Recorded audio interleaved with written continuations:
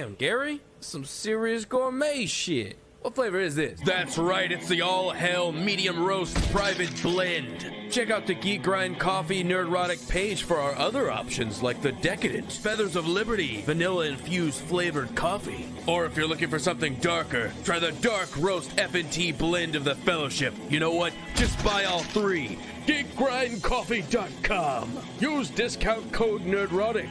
Huzzah! I learned a long time ago that there's no sense getting all riled up every time a bunch of idiots give you a hard time. In the end, the universe tends to unfold as it should. Plus, I have a really large penis. That keeps me happy. Excuse me while I whip this out. Woke, woke. It looks like Chuck's taking the skin boat to Tuna Town. Hold up. Wait a minute. Something ain't right. My mind is a raging torrent, flooded with rivulets of thought, cascading into a waterfall of creative alternatives. God darn it, Mr. Lamar. You use your tongue prettier than a $20 whore. These are daggers dropped by my men that were slaughtered by an ice troll in the second age. But I do not like to talk of such things. And for you, Legolas, this is a new bow, so that you may kill a troll as quickly as I did, in under 10 seconds. And for Samwise Gamgee, rope forged from the hair of an ice troll that I killed many years ago. And for Frodo, the bottled tears of an ice troll. Did I mention I killed an ice troll many years ago, in under 10 seconds? Fare thee well, my friends, and may these gifts forged from the body of an ice troll that I killed many years ago in the second age in under 10 seconds fare you well on your journey. Nerdrotic.com. Hello! What is up, everybody? Hail! Hey, man, I feel like I'm in outer space. Is that the Forbidden Frontiers background? Oh, whoops. Hang on. No, it's okay. I love it. You want to stay with that one? We can stay with this one. It's fine. Why not? I love it. Why not? It's spacey. We're going to talk about women drivers in space.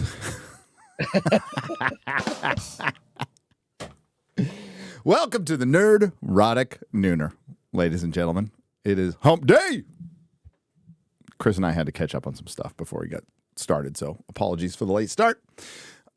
We will be talking about Ahsoka D's nuts and Disney lies as Star Wars dies. That's what we're going to be talking about today because there's not much else going on, to be honest with you, other than a strike. Looks like it's going to go on for a while now. So much so that you remember the late night hosts, Chris? Remember? Oh my God. Yes, I saw that promo. It's so pathetic. It's so pathetic.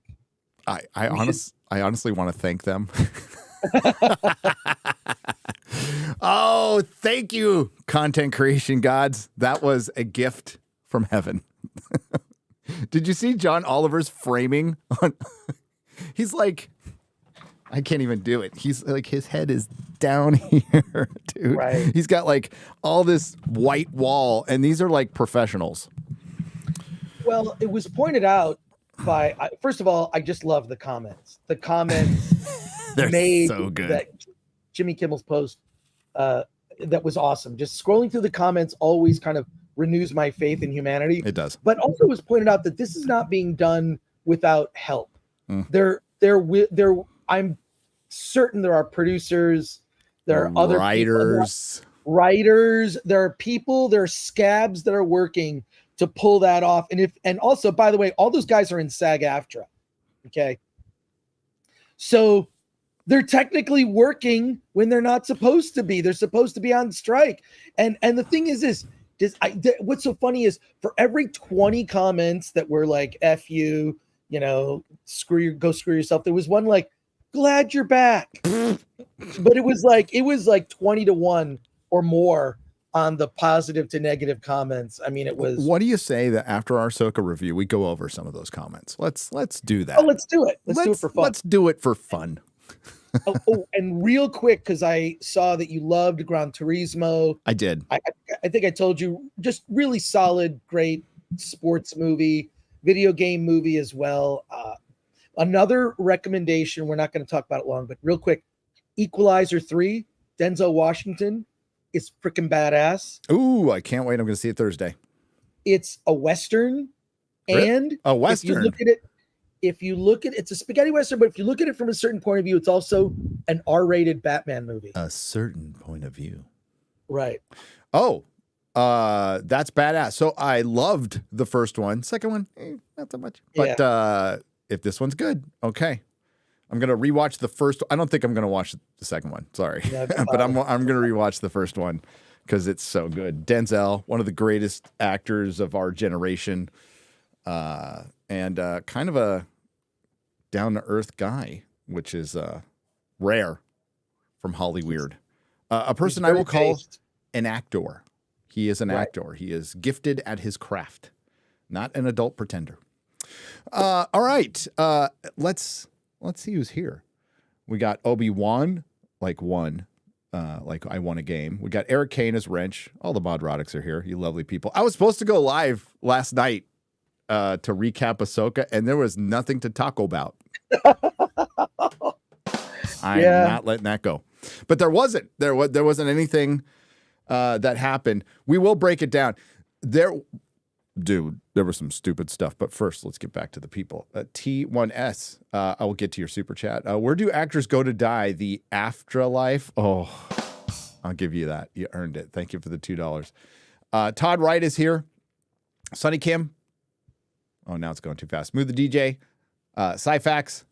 I got to slow it down. Drax. Redax. Fats-based man. Joe John. Thank you, Joe John, for having a name I could pronounce.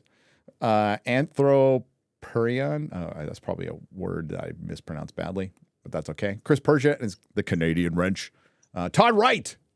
Welcome, everybody, to the Nooner. Chris Gore. You know what? I haven't talked to you in a while. You know, we DM'd a couple of times, but like this is like a long period. I'm like, I wonder if Chris is mad at me. No, I'm just kidding. I think I'm busy. I'm going to Dragon Con this weekend. Yes. So I'm doing a panel Saturday, I think at 4:30. I'll post on social media. I don't know the room or whatever, but I'm doing a panel at Dragon Con, but I'm really there just to visit my friend Shane Mackey, who's a comedian in Atlanta. And we just like to hang out at the Pulse Bar at the Marriott. If you know Dragon Con, it is nerdy gras. It is so fun. Best cosplay. I'll be taking photos, and I'm just literally going for fun for Labor Day weekend. I gotta say, man, I drove through Atlanta on the way back from North Carolina. Was not impressed at all. Well, it was. I just hate big cities now. I just do. I want no part of. I'll go visit them. You know, I'm going to London, but yeah, I will not spend any long periods of time in them anymore. I'm done. 18 years in one was enough for me. They're not that impressive. I was fantasy shopping for houses in San Antonio. Because I started doing some research. There's an arts festival in San Antonio. Yes. There's a San Antonio Film Festival that's been around for 30 years. There's a big arts community. I'm like, because I'm trying to There's a good music scene. I bail on what's that? There's a good music scene. And you're close enough to Austin to not be in Austin, just in case you want to go there for something, but like not being there because Austin's terrible. Well, I'd like to go to Joe Rogan's comedy club because it's awesome. One of the doormen from there reached out to me on Instagram and said, if you ever need to go, let me know. I can hook you up. The manager watches Friday Night Tights. Oh, is that it? Okay, he walked over to me when we were in there, and he's like, "I love your stuff, dude. I watch Friday Night Tights." I'm like, "Oh, that's cool." Yes. So I was just doing some little fantasy research of San Antonio, and if this mandate nonsense comes back and things go south in California, I'm leaving this state. I can't take it. I'm not going to go through that again. And it's not just the mandates in California, but it's also the people. It's I feel like it's the Donald Sutherland version of Invasion of the Body Snatchers. Yes, That's the good these one. people- yeah, these people turn into the pod people, and F that, not dealing with it. So just doing some cursory research. There you go. I mean, that's how we started. You know, we were like kind of looking at other houses in other states for a long time, going, someday. And then California saw fit to expedite that process for us. Yeah. So we did. And if you wait a little longer, the housing market's going to bottom out, and you might get some cheaper houses. I'm looking at early next year. It'll be well bottomed out by then. Yeah, so that's Yeah. that's when I'm looking. And then I just want to be like walking distance to like bars, restaurants, and movie theaters. I like to walk everywhere. So That's cool. Keeps me fit and young. So I can't say I'm fit, near at least. anything. Like I can walk to my gym if I need Oh, that's to. good. Yeah.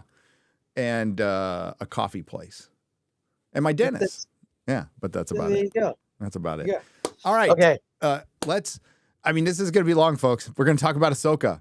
Ahsoka episode 3 dropped. But this was after the news that 14 million bazillion gazillion trillion people watched the first episode.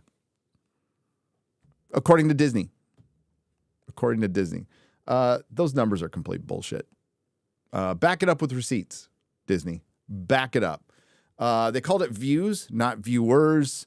I'm sure there's a way they cultivated those views, but it's funny that it happened on the same day that Disney's getting sued again. We'll discuss that after we discuss Ahsoka. But I just want to get out ahead of it. According to Disney, 28 million people watched episode 3 of Ahsoka, which was a grand total of 28 minutes long.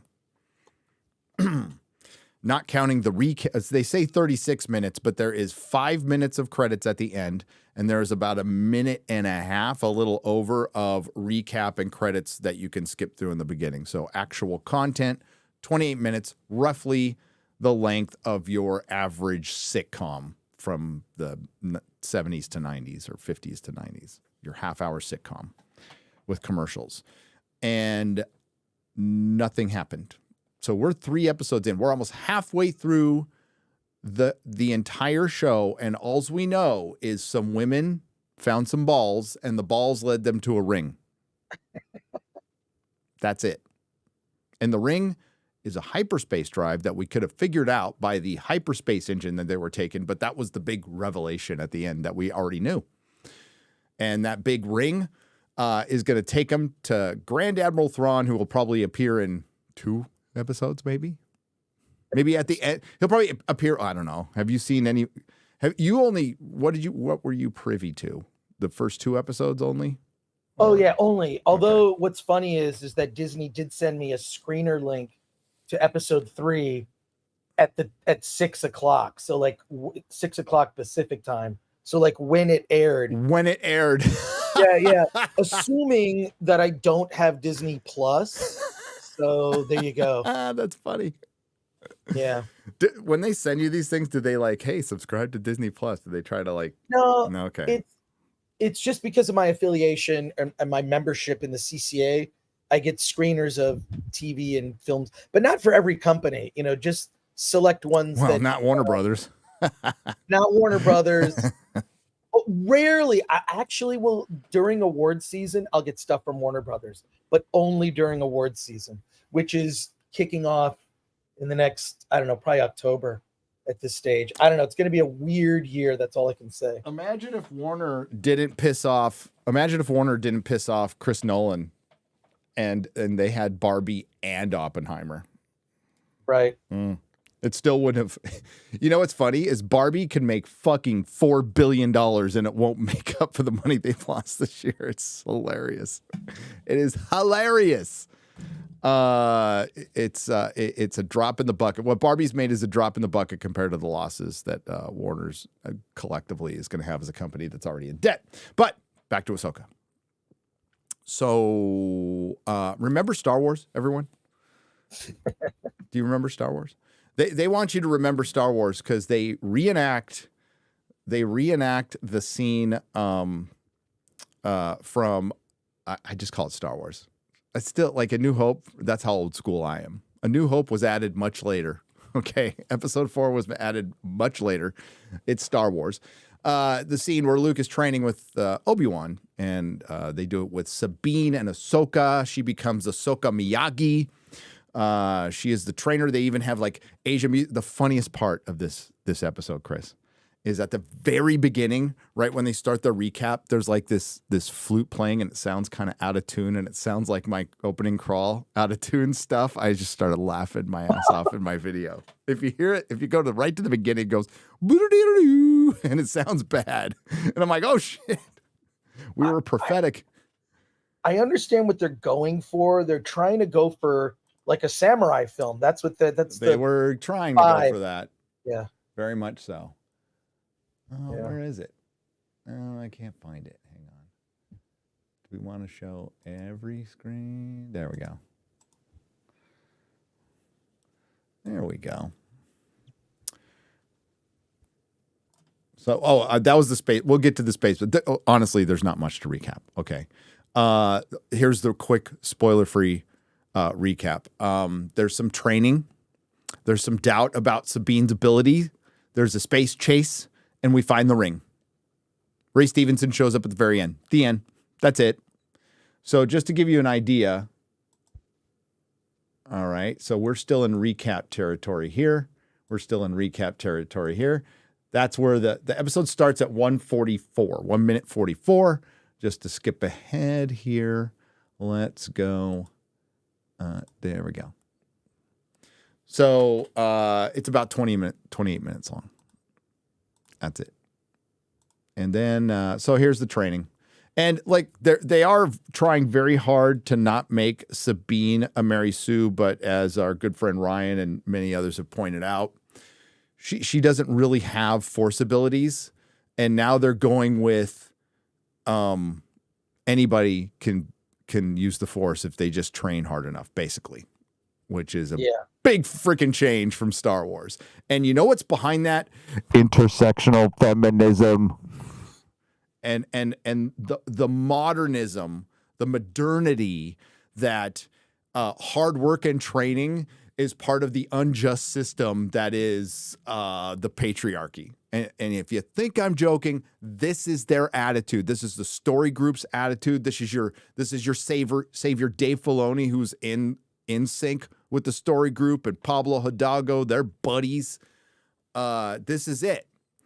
So it's pissing on George's legacy. We'll talk about George later, by the way, Chris. Yeah. He's not free of guilt.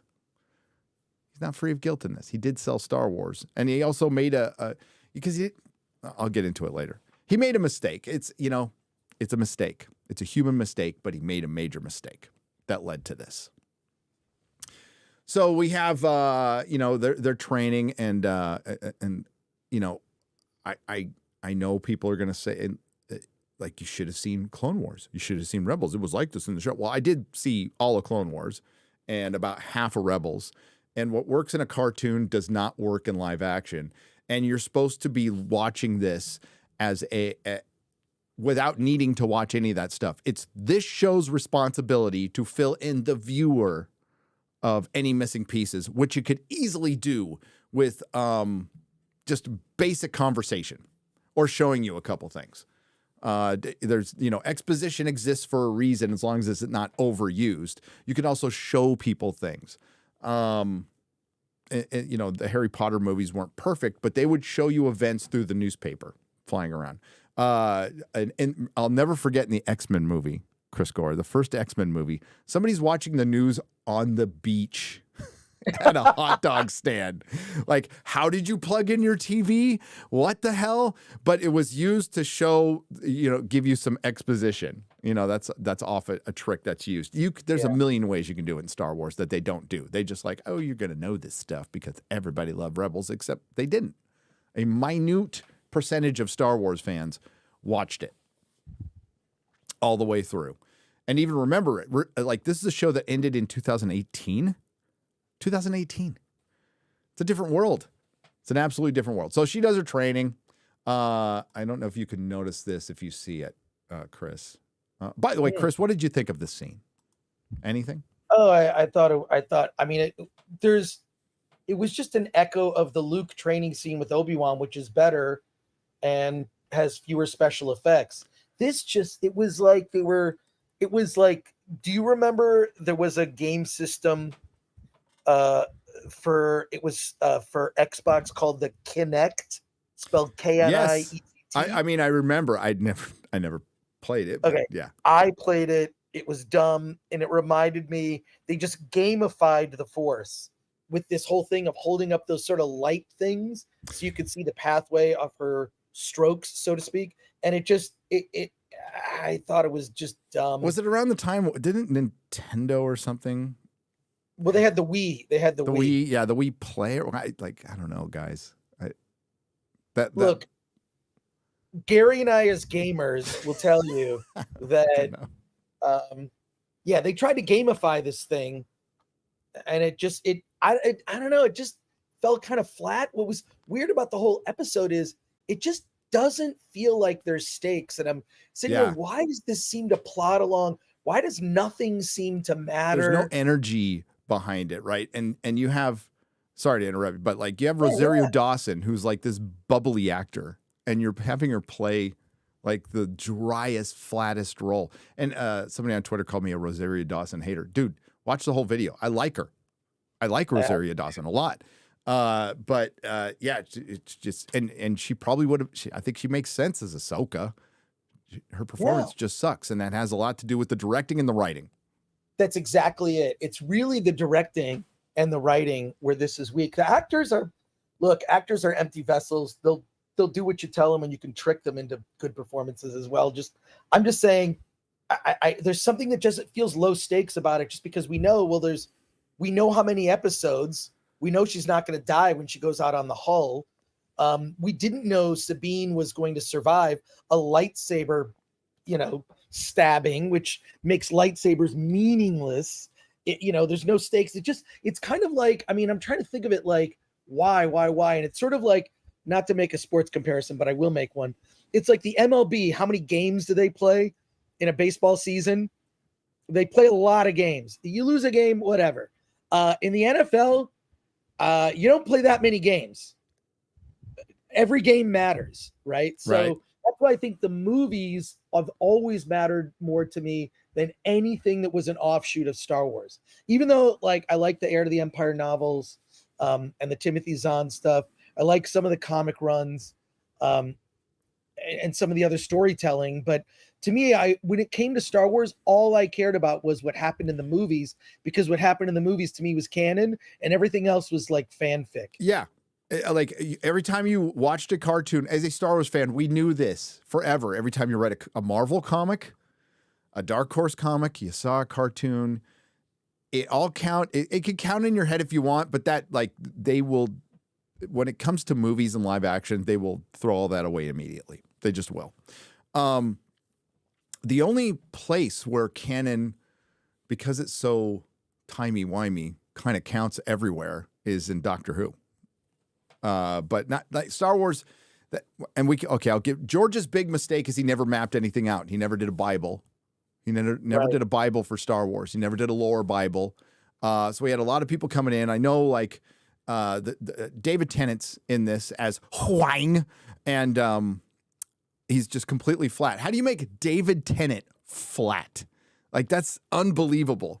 He's like he's like muted David Tennant, but he's like doing this training, and like, listen, I'm sure the language is from the lore, but it's all oogie, tuki, buki, suki, dookie. I'm like, what the fuck is this shit? Like, get a linguist to get in there.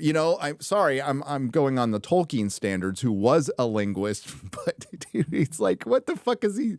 He's like, it's like a 2-year-old saying training stuff. And people are going to, it's probably, I don't care. It sounds like shit. I don't know where it's from, but it sounded stupid as hell.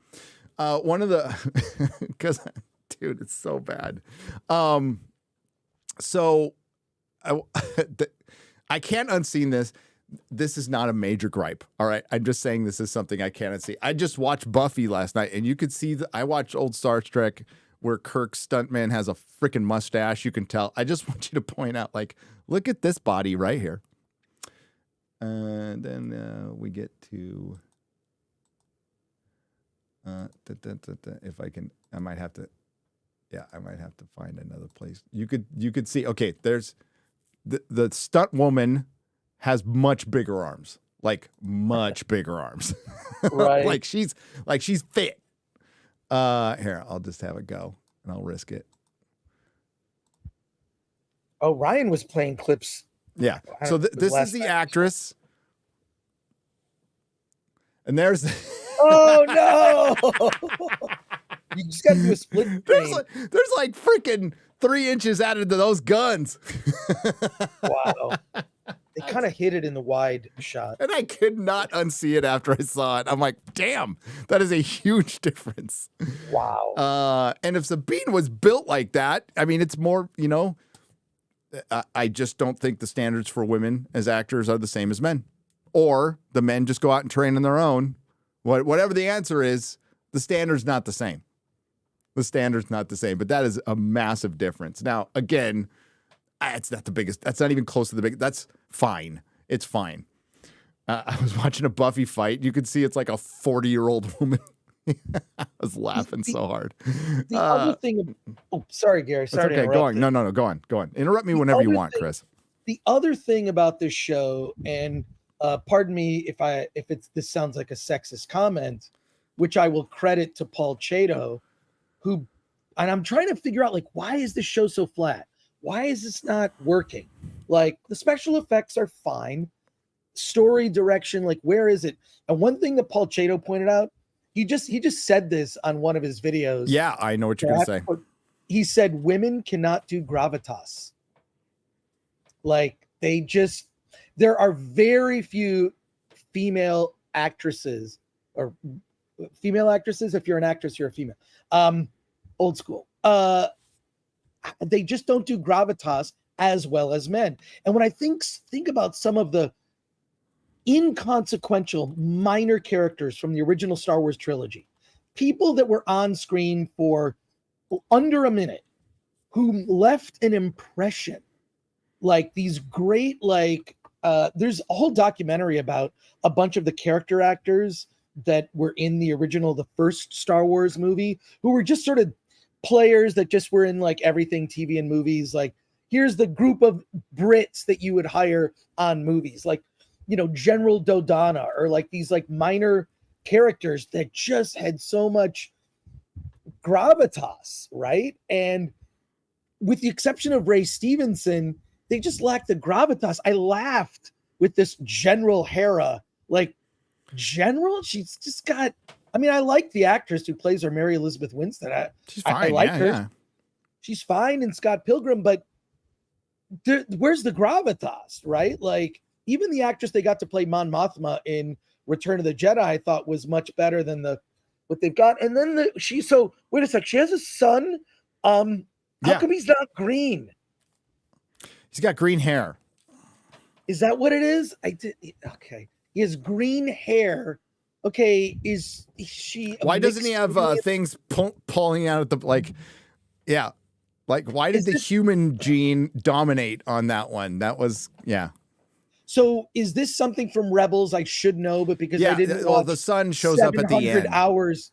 Oh my god. The sun shows up at the end. Kanan dies, because he's a dude. Right. Okay.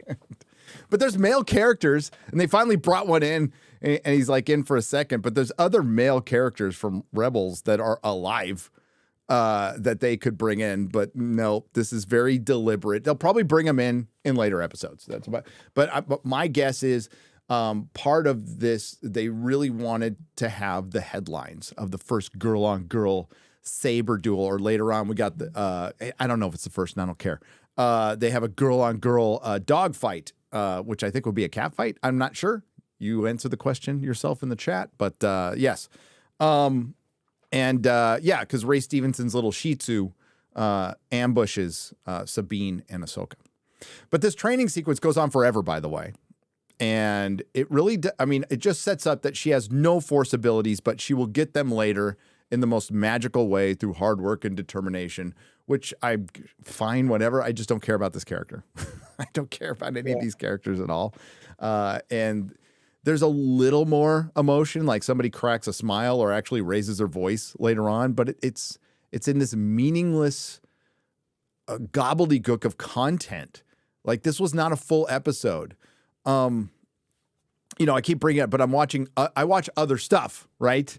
And when you watch a good show like Breaking Bad, the first episode, or if you watch the first episode of Daredevil, or even the first episode of Game of Thrones, or the first episode of House of the Dragon, I can go on, the first episode of Doctor Who, they set up their main characters, motivation, and everything in 40 minutes. 40 minutes. We're 3 episodes in, and they haven't set everything up yet. They're just drawing it out because Disney doesn't know how to make television, which is, again, surprising since they owned a couple of networks. But they just don't know how to make streaming television. And instead of like copying everything that HBO does, they just do their own thing, and they're really bad at it. So this is probably as I said in my review, Chris, this is the best Disney Star Wars can do. This is just it. I've said that about other stuff too, but this is the best they can do. And Robert Burnett hit the nail on the head, dude. He said Star Wars, the original Star Wars was about something. Now Star Wars is about itself. But now it's Disney Star Wars being about Disney Star Wars because Rebels is Disney Star Wars. So I said something similar where basically the original Star Wars was influenced by everything that came before it. Old serials from the 1930s starring Buster Crabbe and Buck Rogers and Flash Gordon. It was influenced by Marvel Comics and characters like Doctor Doom. It was influenced by Forbidden Planet and other science fiction like 2001 that came before it. And literally the original Star Wars utilized every single special effects and makeup technique that was available at the time the movie was made in 1976, right? So it was influenced and all these things. It was influenced by Joseph Campbell, and it was influenced by history and all this. And now all Star Wars going forward is influenced by the last Star Wars thing, because the reaction to it will inform what Lucasfilm thinks it needs to do going forward, right? So it's just influenced by the last Star Wars, not the source material, because the people working on it, you might want to see Hidden Fortress or some of these things. I actually do think Dave Filoni probably did do some of that, but you've kind of, once you've defined the universe, it's like the one thing that I miss is a sense of wonder and a sense of, they want to explain everything. At some point we're going to understand. I'm sure this has already been explained in Rebels or Clone Wars. So please chat. The chat is always right. Chat, please correct me or whatever. What the hell is the thing on Ahsoka's head? Like, does it have a function? Or the Twi'leks, is that used? I mean, I could think of what you could use those things for. The Twi'leks, their handles. But I'm just saying, that was an interrogation. What's up, Az? No, she's that's part of her race. So yeah, exactly. It's supposed to look Egyptian, right? And as a design, it's not. It's not super functional, and I think that would be. How does she hear? I don't know. Well, what I liked about the it's original, her genitals. Yeah, the original Star Wars films. It's a tumor. They never explained anything. It's just this is this. Yeah, and I miss that. Like, and let's be honest. The space whales thing is stupid. There are things that are just plain. Yeah, we'll get to that. Yeah, okay. That's. Like, even the Rebels fans at the end were at that last one were going, what was up with the fucking space whales? Right. Jesus Christ. Their handles. What's up, Az? I see you in the chat. Hey, What's up, Az? Shout out to So Az. we got General Hera, oh my God, and she's talking to the Council of No White Males. So we got Mon Mothma. So, okay. General Hera is making a plea at the real quick.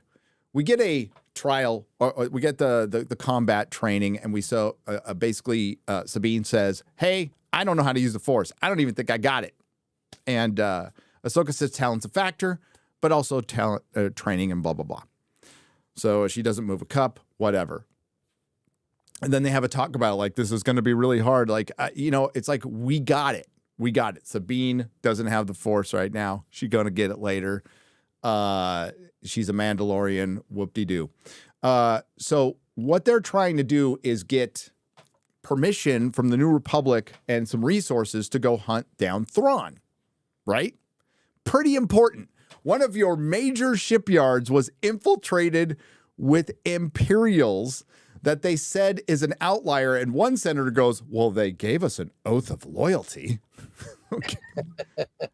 And you know, this new matriarchy that's taking over for the fading patriarchy, according to Peter Travers, former longtime Rolling Stone critic, is just giving rise to an incompetent matriarchy. I don't think they even realize that they're making Mon Mothma a fucking idiot. She's an idiot. She's a flat out idiot to even be aligned with the Council of No White People, of No White Guys. So, yeah. And so Hera decides to make her case, Chris. You know what she forgets to do? What? Show evidence. Right. I don't know. Show Ray Stevenson and his little Shih Tzu scuttling an entire ship. That's the word they use. Scuttled a ship, killed the crew, killed the entire crew, and broke out a very important prisoner that a Jedi Knight handed over to them. And they're like, it's an outlier. Meh, I don't need to show evidence. I don't need to show the slaughter by these obvious Force users. And they're like, no, you're just trying to get Ezra back. She didn't show any evidence. So if I was writing this episode, I would felt like it's really important for her to show the council like what happened, what went down. We can't assume that, right? And they don't. They don't. It's fucking dumb. So they just argue about it, and they talk about Ezra. And their argument is we can't afford the resources so you can go on your little personal mission. And they say there's no evidence. Yes, there is. There's 2 Force users just broke a fucking prisoner out of your ship and killed everybody, but there's no evidence. Fucking dumb. It's just dumb. Yeah, there's the council. Dude. Oh, this is such a dumb show. And we're back on the bridge. This is super exciting, by the way, Chris. Were you just like enthralled by this part? I was waiting for something to happen. I mean, the one thing that happened that was the most interesting, which I thought was a wasted opportunity, was when the ship kind of went dead and Ahsoka had to go out, you know, on the hull to distract them. I mean, Ryan pointed out, like, why didn't they just shoot the ship? Why did they shoot at her? Oh, dude, I was screaming at the screen. And the thing that just made me laugh, the thing that made me laugh was she's flipping around, but that there was a custom-made suit that fit her. Okay, you want to get to that? Let's get to that. Let's get to the dumbest freaking space battle in Disney Star Wars. Sorry to interrupt you. So they talk some more about, I got the Force. No, you don't. Yeah, try harder. Oh, she doesn't got the Force. She's bad. Okay, whatever. All right, now we're in hyperspace. General Hera says, hey, you're on your own. I couldn't get any of the resources because I didn't bother to show any evidence to the council, who's a bunch of window-licking morons. So then her transmission gets jammed. They get out of hyperspace at a pretty far distance. They even pointed out, Huang points out this is standard Jedi protocol that we, don't get too close to the planet so we don't get ambushed. And they get ambushed, right? So the space battle, which is supposed to remember Star Wars, Chris? Yes. Do you remember Star? I remember Star Wars. Remember you know what? That? It's getting a little harder to remember Star Wars. Yeah. But I remember Star Wars. So they do the dogfight tail gunner scene from A New Hope. The only thing I can say I kind of liked was the Shih Tzu's ships. Probably have seen them again, but they're supposed to look like World War II fighters, right? Fighter planes, which kind of look cool. I like that. But that's about it. That's about the nicest thing I can say. So she goes back. Don't get cocky, kid. Ooh, I got one. Blah. Like, because Star Wars can only be self-referential. And I'm watching Buffy. I like Buffy, but I got to blame Joss Whedon. Pop culture references, irony, and self-referential shit started right there. That was Exhibit A. It just should have just stayed there. Now it's everywhere, and it sucks. It's even in Star Wars. So yeah, they have this little fight, and the ship gets like disabled, absolutely disabled. It's dead in space. It's floating around the big space ring. What do, Chris? Do they blow up the fucking ship when it's just that, like, it's off our scope? Are you kidding me? Okay. So they're trying to make you think of the asteroid field. And I was half expecting for the ship to like maybe go up to the inside of the ring and hide like they did on the Star Destroyer in Empire Strikes Back. Nope. By the way, Snake Eyes is there. The Marok. Is it Starkiller, Chris? Is it Ezra? Is it George Lucas? Is it Kathleen Kennedy? I don't care. So the big guns start firing off the ring because Morgan, who spends the whole time sitting on a bridge with her arms behind her back like this going, fire. Did you destroy them? I've got it from here. Trying to be, her doing her best Tarkin impression and basically looking like a soccer mom trying to do it. But oh well. Yeah, so there's there's a lot of this, a lot of bad shooting. And then we get to the point where they're dead in space. They don't get fucking destroyed. There's like multiple times to destroy the ship, Chris, before we even get to the dumb part. Like it's a normal, boring space battle. But to distract them as they get the ship back on, because they were able to dick around long enough. While the fighters were out there, they knew exactly where they were. They could have blown the ship up at any time, but they dick around long enough for them to get the ship back on. The only thing I want to point out, Chris, did you notice that Ahsoka got her spacesuit on really fast?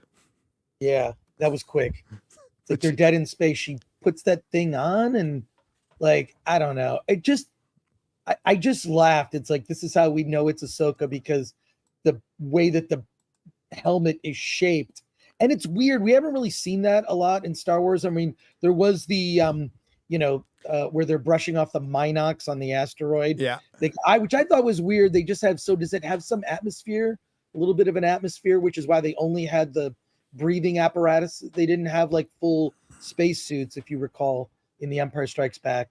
So we haven't seen a lot of outer space, action, so to speak. So at least I thought like, oh, okay, that's an original idea in this. But then the way it was executed felt kind of dumb. Well, I mean, if you would have, I'm assuming she had gravity boots on like they do in The Expanse. That would be my assumption. Or Ryan suggested maybe she used the Force, which that's kind of dumb. But I mean, I think that she would use the Force instead of, like, they would have the technology to have gravity boots. Like, that would just magnetically, mag boots that would just stick to the hull of the ship. But maybe, I don't know. I mean, kind of looked like she had moccasins on too. There's the little Shih Tzu, little Yorkshire Terrier is going after. Paul Chato got me started on that because he called her a Chihuahua. So I just started going on small dog breeds. Because next to Ray Stevenson, she does look like your typical Hollywood actor, like big guy with like a little dog. It's kind of a thing there. It's really weird. Although I have a little dog. I have a couple, but I also have a wife. Here we go. They're going in, and she's like, hurry up. So she just walked out saying, hold him off. I'm going to go distract him. She's like, what are you doing? Just get it started. So she walks back. Then the Shih Tzu goes, we have them. And then she's in her suit. It's like, boom. It's like, damn, she can get dressed fast. So this is what they do. She's on the hull of the ship with her lightsabers with 3 fighters coming at her. And what do? Well, she very slowly walks out. By the way, there's still lots of pauses, lots of slow walking. And they are pretty close. Do they, A, shoot the ship, or B, shoot at Ahsoka's lightsabers? If you chose B, you're watching Disney Star Wars. There is ample opportunity to just blow up the... What? So stupid.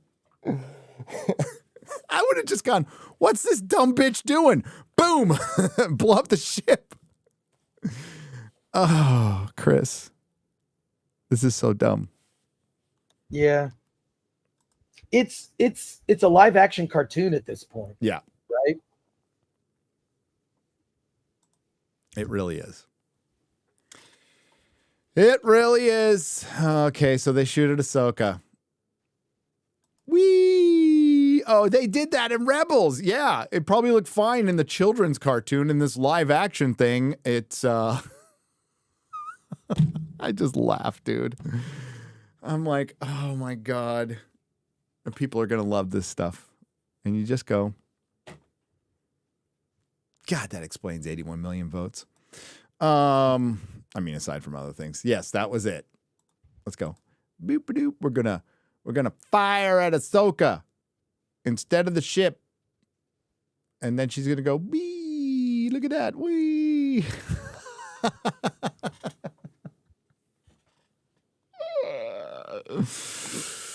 Oh, but it gets worse. It gets worse. So she fights him off, Chris. You remember that part.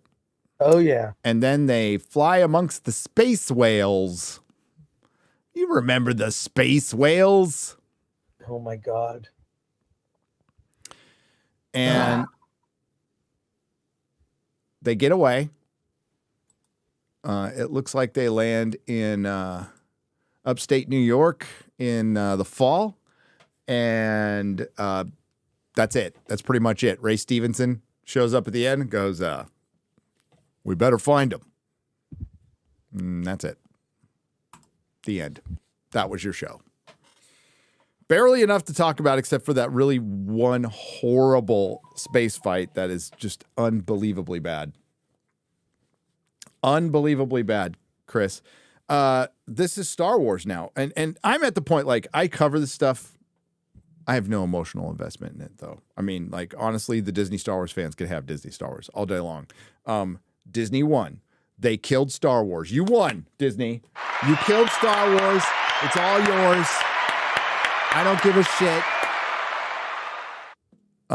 And well done. Well done. It took a lot of incompetence, like well-planned idiocy, horrible decisions by what should be a grandma, running, being the worst studio head in the history of Hollywood, failing upward, and she will be given a glorious exit. She will be honored at the Academy Awards, Chris. She will win awards. She'll get a Lifetime Achievement Award for destroying one of the greatest intellectual properties made for boys ever. Maybe that was her point. Not really sure. At this point, it's done, right? So what else can we do? What else can we do? Chris, any other thoughts on? Oh my God. About Ahsoka is... That 28-minute episode. What could there be? I mean, they went someplace. They didn't go to the capital of Lothal or the apartment. I give them that. I'll give them credit for that. They went someplace and landed, and they got there. And ran into some people and shot some stuff, you know. I don't know. Like, I feel like there should be some consistency. Like, if episodes are, I know that like the streamers have sort of made it like, there's an episode that's 50 minutes. There's an episode that's 30 minutes. And there's something about consistency of length. And we talked about this. Ladies, I heard you when you did your live stream after the first 2 episodes came out. And I watched your video too. Oh my God. Your video on Ahsoka is so good. Cheers. Thank you. Yeah, it was so good. But you talked about something that happens in it. And I think we've discussed this before, is like, there's a thing that in television, when it was formatted to be a certain length, you know, episodes of a 1-hour show were 48 minutes because there were 12 minutes of commercials. There were commercial breaks at kind of approximately certain places. and what old TV shows, and you really notice this once I point it out, you can't unsee it. Okay. So there are episodes of old TV shows like The X-Files or any sort of SVU or crime show where they film, the directors will include garbage time, which garbage time is when nothing happens. Garbage time is pulling up in the car, maybe one line of inconsequential dialogue, getting out of the car, walking up to the porch, knocking on the door, someone comes to the door. Well, you can just cut to them in the door, or you can include everything I just described. It's a way for episodes of television to reach a precise length. Now, the garbage time was something that's kind of gone away with streaming, except when I'm watching Ahsoka, especially the first 2 episodes, there's a lot of garbage time. And I'm like, why? You don't need a good editor could take those first 2 episodes of Ahsoka, edit them into one 40-minute episode where it moves quickly.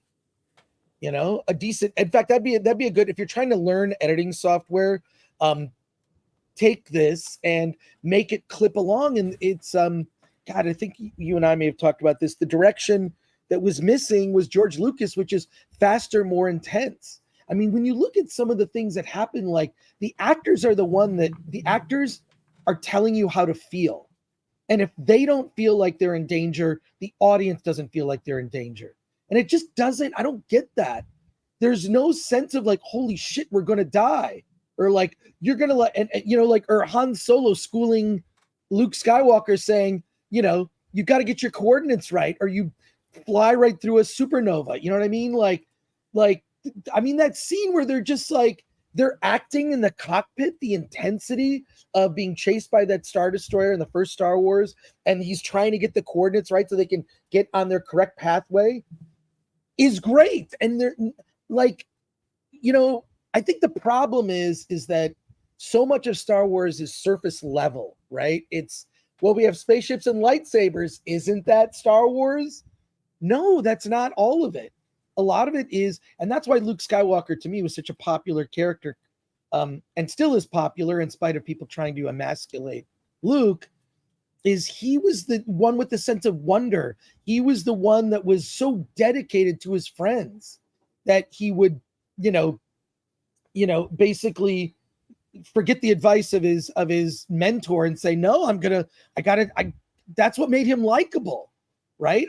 What about my friends? What about Han and Leia? Well, you might have to sacrifice them in this war. He wasn't willing to do that. Like they're like, what here? And here's the thing. Look, what is story? Story is character. I'm going to ask you a question, and I ask this to the chat and you. What does Sabine want? What does Ahsoka want? And why do we care? I don't know she wants to be a Jedi, but why? Why does Luke want to be a Jedi? Well, we know. You know? We know. Yeah. Meaningful to him. That whole, you know, Sabine being the Padawan, she did, after all this time, what was between like, there was so many questions in that, and I just didn't care. Sorry, folks. My camera crapped out for some Uh-oh. I'm going to try to fix it. We'll see if that works, but we'll keep going. But I'm sorry for that long rant, Gary. No, it's good. I'm just trying to the thing that makes you like the characters in Star Wars is because we knew what they wanted. Han Solo wanted money, and he was an asshole. Princess Leia cared about her rebellion. That mattered more to her than anything. She cared less about herself than her cause. That made her relatable and likable. And these other characters, it's like they kind of maybe graft on a version of other Star Wars characters. They kind of grafted on in kind of a like, well, we've seen this before. You've liked this before. That's what made Finn the most interesting character of the Star Wars sequels, and they shit on him. Yeah. He basically was indoctrinated, went against the indoctrination, may have had some Jedi Force powers. They threw that away. And then they cut out a scene in The Rise of Skywalker where he basically tells Rey, I have Force powers. The whole thing where he's yelling, Rey, Rey, Rey, JJ admitted they forgot. They were editing that movie up until the last minute, and no one bothered to look at the movie to make sure that line was in there that explained why he kept saying that. It made him look stupid. I mean, he was ridiculous. He was sidelined. And John Boyega has a right to feel like he was maligned and mistreated. I hope he does not do the Rey movie. You're going to watch the Rey movie is going to be like the member berries of all the bullshit we've seen, if it ever even gets made. And I suspect it will not. So no, the health of this, Ryan's pointed out, many have pointed out that like Disney really needed this one to be a hit, like badly, like really badly. And it's not. It's so they're pulling out the Amazon Rings of Power BS. When they came out, initially said 25 million people watched the first episode. Then 100 million people watched the series. It's just a bunch of bullshit when you don't back any of this up. When you're proven to be a liar over and over again, and that's the state of Hollywood right now. Is it's become too big to succeed. The Silicon Valley coming in and creating this false bubble. You sent me a great article that really breaks down like basically Hollywood sold their shareholders a bill of goods, but bullshit, like absolute bullshit. Like the streaming was the future and the money was never there. And now, and by the way, that money was never there. They got a bunch of investor money. They were living fat off a really good economy. Then when things went south, all of a sudden canceling shows that are finished. All of a sudden, storage costs too much, and we're just at the beginning. Oh, and then they decided to shut down because it's a battle for Hollywood's life right now. And like, that's not hyperbole from a YouTuber. That is from the people who are striking, who work there, who are trying to look at this. Not everybody's on board with the strike, but they have to be at this point because you're in servitude to your union. It's having another boss. And now we have millionaires saying they're broke. And we have talk show hosts coming to our world, coming to our world after their clips polluted YouTube forever. And it's been great without them. They're coming to podcasts. This is a huge effing problem. They needed this to work and it didn't. It's not driving. So the only way Ahsoka makes money is off the toys and driving subscribers to Disney Plus, which I'm positive will post another loss next quarter, which means this was just a fart in the wind for them. Yeah. And they put a lot into this. And the other problem is you can't pivot. You like to say the word pivot. You can't pivot when you're this big. When you're this big, you have too many people to pay, too many investments, too many shareholders, too much money to do anything fast. There might be people internally. Well, they did. They recognized there was a problem and came to the wrong solution. Not that Bob Chapek was good. He wasn't. But they brought back the architect of their failure thinking this was going to fix it. And now he's probably the most loathed guy in Hollywood. And I'm glad you finally got there and recognized this guy's a fraud. This guy's a fucking fraud. All he did was buy shit. That doesn't make you a fucking genius. It just makes you good at buying shit. And then the shit you bought, you destroyed. That is such a key point, Gary. He was good at identifying, here's an IP that has value, but there is more to it than that. You need to shepherd that IP and listen to your audience.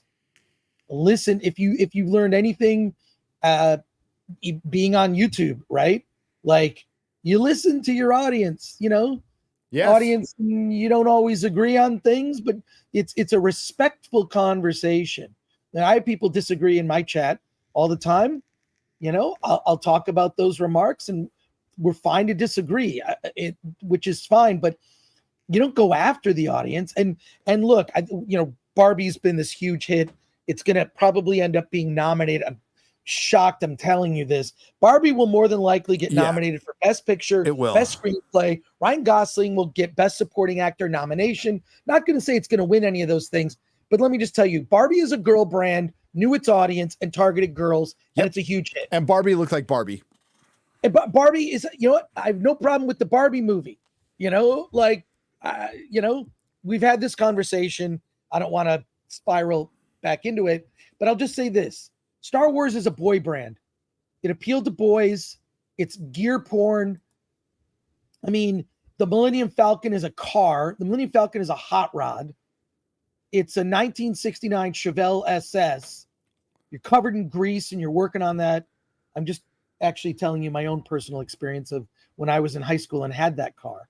But or a motorcycle, whatever. Like to your gear point, porn is something guys are into. To your right? point, sorry to interrupt, but no, please. No,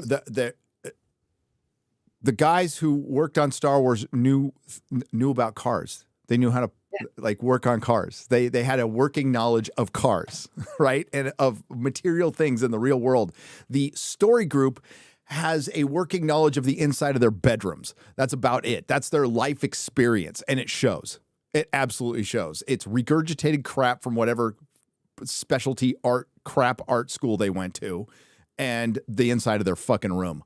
That's it. There's no experience there at all. Sorry. Continue. Yeah. No, dude, it's just, I hate to say this, but it's like, look, there's certain things where if I'm going to get my hair cut, I want to get hair cut probably from a woman or a gay man. That's just, yep. Maybe does that, I don't know what that makes me, but there are certain people that are better at certain jobs.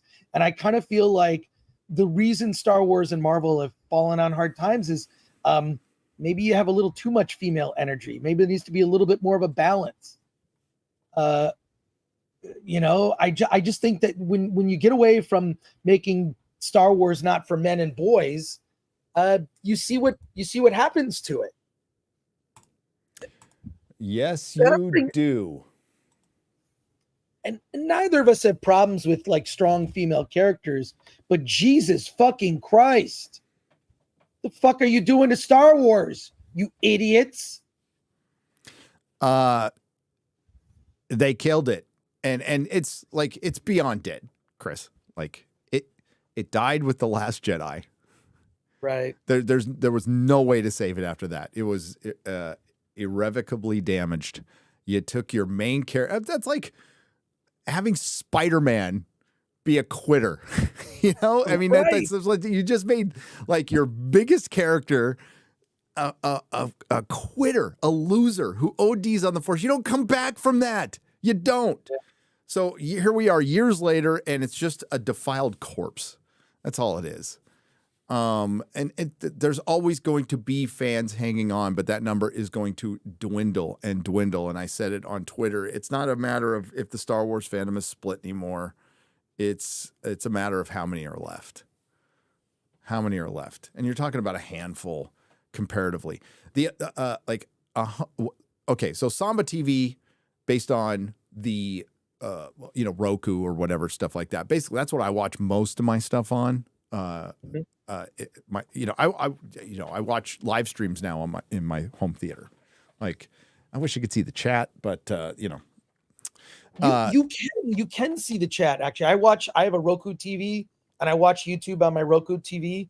There's a setting you can have the chat. I'll find that setting. I haven't bothered to look, but you got to turn it on though. I love my home theater, by the way. Thanks, Mrs. Nerdrotic built that for me for a birthday present. It's freaking great.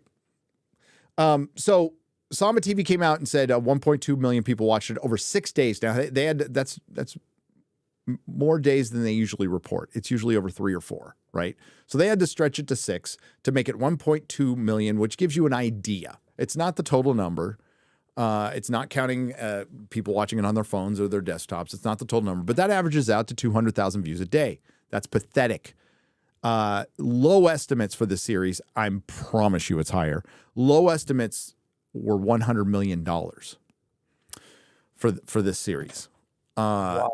So they just flush money down the toilet. So Samba TV comes out with that, and then it's followed by this. From the Star Wars account, 14 million views for the first episode. And what do they link to? I'm gonna have to show this in a.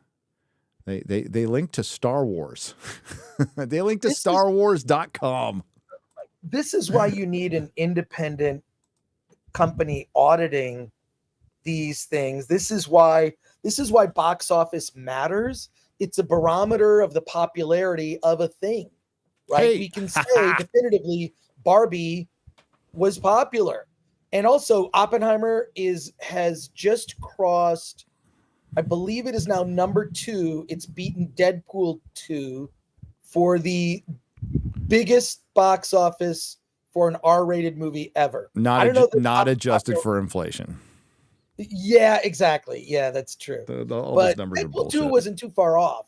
So it's probably not that big of a difference, but still, that's good on Oppenheimer for doing that, right? Yeah, that is good. And then we're talking about Barbie beating Harry Potter, but no, if you, the actual Harry Potter number in today's dollars is like almost $2 billion.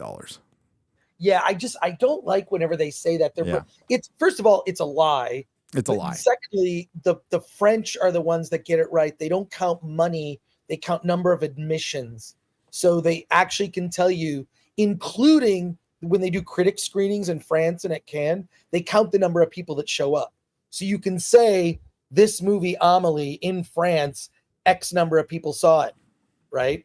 And they basically are counting admissions. That's smarter, but whatever. Yeah.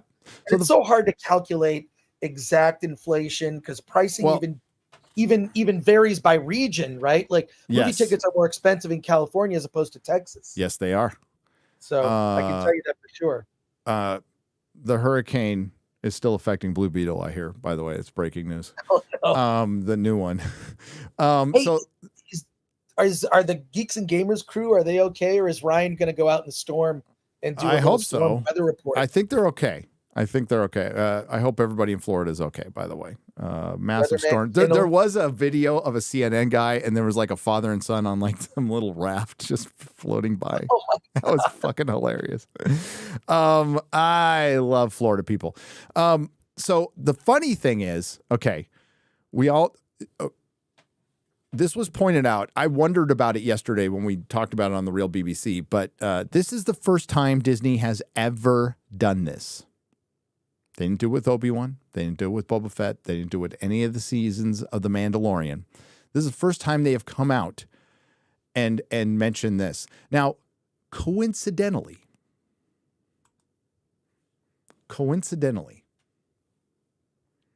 this happened. Oopsie doopsie. On the same day. This is not the lawsuit from 2 weeks ago. This is a new one. Disney, Bob Iger, Bob Chapek hit with another investor suit over fraudulent streaming costs. There have been rumors and whispers, and there are actual news reports of cooking the books at the parks when Bob Chapek was in charge. There have been rumors and whispers of every streamer cooking the books because, in my opinion, they have been. This has just all been bullshit. To fool investors, the people who get screwed, and this is a big subject of the strike, believe it or not. AI, I think AI is not going to affect their money as much as their residuals, right? So I responded to Star Wars going, God, I hope the writers and the actors, not that they deserve it, get their residuals for the 14 million views they got on the first episode. That sounds like they should get something. And then when we hear a writer come out and say, I got a $300 check, it's bullshit, or somebody's lying. Well, they are, because not that many people watched it, and they're fudging the numbers. And if they weren't, they'd tell everybody, because it would be a great marketing tool. If 14 million people, 18 million people watched the final episode of Game of Thrones live.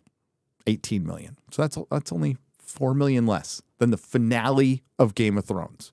That's more people that watch the premiere of the House of Dragon, and I'm pretty sure live it's more people that watch the end of the House of the Dragon live. That is more people that watched episodes of seasons 1 through 4 of Game of Thrones when it was on terrestrial TV. I find it really fucking hard to believe. But 5 million would be really impressive for this show. Like really impressive in today's numbers. But how are they, we don't know. Everybody does their analytics. It was done, and we talked about it on Real BBC out there, to push a lie, because they know a lot of people will just take what this very trustworthy company says at face value, because a lot of people take It's a lot easier. I mean, this goes back to the COVID era and stuff. It's a lot easier to believe in your comfort of belief that the government that you rely on for the roads and taking your tax money isn't lying to you. So it's better to blame the people, because the thought that our government is massively corrupt, our corporations are massively corrupt, and the thing you loved is dead is just too much for some people. So they need it's better to blame fans. You were talking about blaming fans earlier. Biggest mistake Hollywood ever made was starting this fan baiting and fan blaming shit. We've seen it go way back, and you could fast forward to today. Believe me, there would be fan attacks if they could, but they can't because there's a strike. But we're certainly seeing that through identity politics. When you market something to demographic, they start taking it personal. And when somebody criticizes the movie, that means you're criticizing all those people, which is fucking insane, and it's divisive, and they know what they're doing. And it made a lot of woke white women in marketing departments in Hollywood very happy. Very happy. So now Disney is suffering the consequences of attacking the fans. You know, I even hear it from content creators, Chris, and I'll give some unsolicited advice to content creators. You can criticize Chris. You can criticize me. You can criticize Jeremy, as whoever, our ideas all day long. But when you venture as a content creator, when you venture into, well, their audience is just a bunch of sheep and lemmings, tread carefully. Tread carefully, because we share audience. It's not our audience. I am the audience. I'm part of the audience. This is anything we own. These are individuals here who can make up their own mind just fine. But that's a huge mistake. So if, especially the ankle biters, if they wonder, why they don't grow, that's it. There it is. There's the reason. It's not that you disagree with us about Star Wars or whatever. Who gives a shit about that? But Disney, Bob Iger, Bob Chapek, fraudulent numbers. Disney has been hit again with another lawsuit from investors over the alleged sleight of hand accounting the company used to hide streaming losses. And once again, some big names, Bob's past and present, are being spotlighted. Plaintiff brings this action derivatively before the benefit of nominal defendant Disney against certain of the company's current executive officers and directors, aiming to rectify the defendant's violations of the Exchange Act and breaches of fiduciary duties for issuing false and misleading statements and or omitting material information in the company's public filings and proxy statements from approximately December 10th, 2020, right around COVID. Fortification to present, says Stourbridge Investments in the August 23rd filing over what it calls material misleading statements and or omissions the company and top executives made over the true financial state of finances of D+. Read the Disney investors lawsuit here. We're not going to go over the whole lawsuit. You feel free to do it. They lied, in my opinion.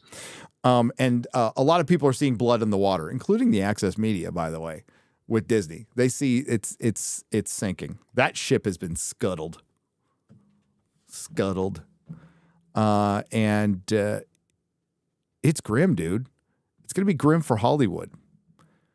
I don't know what you've heard, but it doesn't what you originally heard of, maybe ramping things up by the beginning of next year is sounding more and more realistic.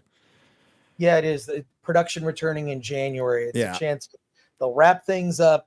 Holidays will come and go, but it's affecting the economy in California. Last count, I heard the state has lost $4 billion in revenue because there are all these other support services. A friend of mine who works for a lighting company was laid off. A lighting rental company. I mean, it's like, you're thinking about the people that are out front on Instagram and posting all the selfies, look, I'm on the strike line.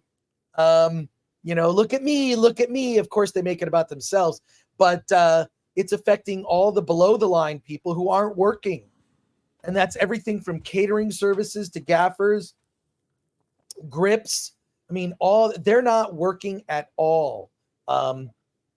So it's really horrible to hear all this and to wait through the holidays, it's going to dramatically affect the economy. Although if you go to certain stores, stuff is free if you just walk in with a mask and run out very quickly and you don't steal too much stuff. Dude, every day. And like places like these are high end. The Americana, the brand in Glendale, that's a high end shopping place. The Grove, I know you know these places. Yeah, I do. The Grove also high end. It's just these smash and grabs, and they're everywhere. They're happening at the high. It's disgusting to see society just break down. And yeah, that's what we recognized in San Francisco. Like early on, once that you like, I am not this like rah cop guy. Okay. Yeah. I think they're necessary. There's good. There's bad. I don't root for government services. I like, first responders are cool. And the cops they're necessary for our society. As soon as I heard defund the police, I'm like, we're screwed, especially in San Francisco where they were not really prosecuting very much anyway. They certainly weren't doing anything. Even years ago when your car got broken into, they told you to file a report online. Right. I'm like, well, fucking good does that do me? Well, it helps with your insurance. I'm like, aren't you going to try to stop this? And then it became coordinated. So gangs in East Bay were sending groups of kids, largely 18 to 25 males, into San Francisco to shoplift, to do home invasions. 4 on my street alone, Chris. 4. One happened while I was on a live stream. That's somebody armed, breaking into a house, then not giving a shit if people are there or not. And like these people had barred gates in front of their doors, right? They were ripping them off.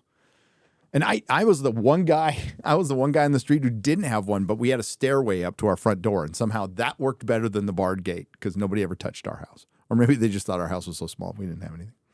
But which is fine. Either way, that rule of law, that respect for the law just diminished. We're a country, for the most part, there's I've said this before, there's a 4-way stop in the middle of nowhere. It's flat. You can see for miles and there ain't no cops. Most people will still stop at that stop sign with no cars. They'll just do it because it's the right thing to do, right? We're not in that society anymore. The rule of law is breaking, especially in the urban areas, because they're not doing anything about it. Bad people will take advantage of bad situations. I know it's shocking to hear. And you know what? Some people are just bad. Victims of circumstance, economy. Okay. It's still a personal decision to be bad. It is. You don't have to be bad. I'm old school. I think arrest people that are committing crimes. Well, especially encourages more people. It's not violence, it's property, but it could instantly lead to that. It could instantly lead to that. And you know what? If you arrest somebody for stealing and they do a little time, maybe it deters, 1 out of 100, but maybe it deters somebody. But if you don't arrest anybody, it won't deter anybody. Doomslaying, I spent a lot of time with these guys and I didn't meet an innocent one. I thought everybody was innocent, man. They're all just victims of circumstance. No, that's some pretty fucking horrible shit. Doomslaying Dempsey for $20 says, just finished reading the comic adaptation of the Thrawn trilogy. Loved experiencing the story in comic form. Disney wishes they were that creative, but they're not. And they do. They do, but they just can't. Because the hero's journey is antithetical to their entire belief system. Just is. Be it for men or women.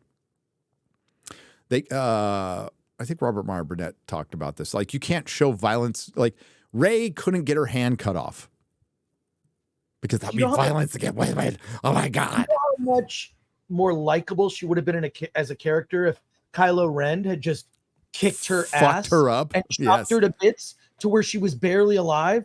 A mechanized version of her is in the second film being schooled by Luke, who feels maybe a little bit guilty. He feels responsible. Like, like, because I think Luke should have shown up in the third act. You should have reunited Han, Luke, and Leia. Han could have. There's so much in our imagination from back with playing with the toys, and back then we didn't collect shit. We played with it. When Star Wars came out, we played with the toys. Yes. Okay. And there are adventures that Han, Luke, and Leia had in my imagination, or things I saw in the comics, and that are just better than that god awful sequel trilogy. And they will never admit that it was a failure. The biggest failure in cinema history, if you ask me. Yep. Oh, it is, without a doubt. Without a doubt, Disney Star Wars is collectively the biggest failure in Hollywood history. Like the biggest wasting of potential in Hollywood history. Yeah.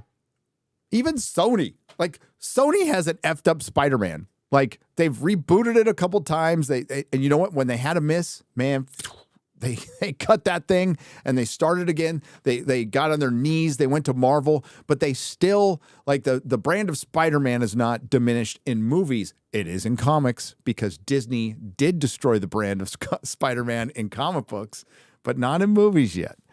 And it's kind of unbelievable. Again, books will be written. Many books. Once we get, Polygon the other day fucking busted them. They put up a tweet saying Ahsoka will fix the Disney trilogy like the Clone Wars fixed the prequels. And I just said, so you would. Saw your quote tweet. Sorry to interrupt you. No, it's all right. Tweet. It was so good. I'm like, so you admit the Disney trilogy sucks. And we can get into the other layers of that where, like, no, the Clone Wars didn't make the prequels better, because you're, again, just saying they were broken in the first place. Something can't fix a trilogy that's broken. There's prequel fans out there. What the Disney trilogy showed us is things can always get worse. That's it. If you liked prequels because you watched them, it's like Goonies, right? There's a whole generation that loves Goonies. Millennials love Goonies. They love it. I saw it when I was like 14. I was like, it's fine. It's okay. Kind of a silly movie, but it was a kid's movie. But it really, said something and meant something to a lot of kids who were like 7, 8, and 9. That's who it was made for, by the way. But I never connected with Goonies. I'm not going to hate it, but I've never connected with it. That's probably the same situation. And that's where George succeeded. Like, he made the prequels for little kids, right? And it worked on some of them. They're not good movies. The whole thing should have been Revenge of the Sith, but and I think the novelization of that movie is far superior. It's really good. Highly recommend you read it. That's good Star Wars, is the novelization of Revenge of the Sith. But you can disagree with me on that one. You could love the prequels. I love the Hobbit trilogy. So, you can get me on that. Even though I'd make an argument that it's better than the prequels. Cuddly Texan for $10. Chris, check out the Hill Country Canyon Lake of Cibolo area. Oh, Hill Country here in Texas. Well, Chris wants to be near things. If Chris wanted to, like, be out in the country, be away from people, Hill Country's good stuff. It's good living out there. Yeah, that's not for me. Like, I don't even like. I mean, I've gone camping, I've gone fishing with my dad in the UP. If you live in Michigan, you know what the UP is, which is What's the UP? Upper Peninsula. Oh, okay. The Upper Peninsula. So I and all I can say is this: for me, roughing it is staying in a Courtyard Marriott. You're a glamper, not a camper. I'm a glamper, not a camper. It's just like, look, I want to have a decent space where I can walk to everything. I mean, like, I feel spoiled where I live in Pasadena. You've seen my place, Gary. Like, I can walk to Trader Joe's. I walk to the 35er. I walk to there's three movie theaters in walking distance to where I live. I got to live near civilization. Now, do I want to live in a big city? No. Pasadena is small. It feels small town, but there's stuff to do. And so I'm doing the research. I'm in the early stages, but I have to credit Mrs. Nerdrotic for pushing me. She's pushing you pretty hard. She is. Yeah. No, I love it though. I love it because it's like it's not like look. I've been thinking about it, but it's the economy, and also if we go through another, they're going to try to push stuff again on us. I'm not doing it. I'm not living in a society in California where people are so divided. Other parts of the country are not as divided, but California in particular is pretty. Yeah, like there's parts of California that are not down with the way things are going, but they have no power. Exactly. Well, Gavin Newsom just sees himself as the governor of only one type of person. Yeah. He's not a moderate. Well, that's why he got recalled. Well, nearly. He got recalled. There was a recall election a year before election, and then mail-in ballots were instituted, and somehow he magically won. Even though nobody liked him, you know.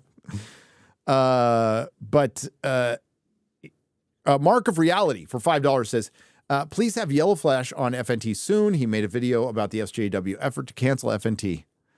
Yeah, there's another effort to cancel FNT. It's going to happen probably once a year, folks. It just is.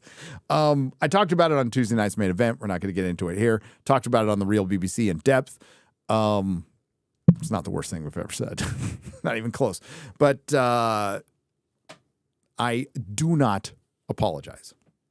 I want to make that very clear. I do not apologize. I am sorry some people are very sensitive.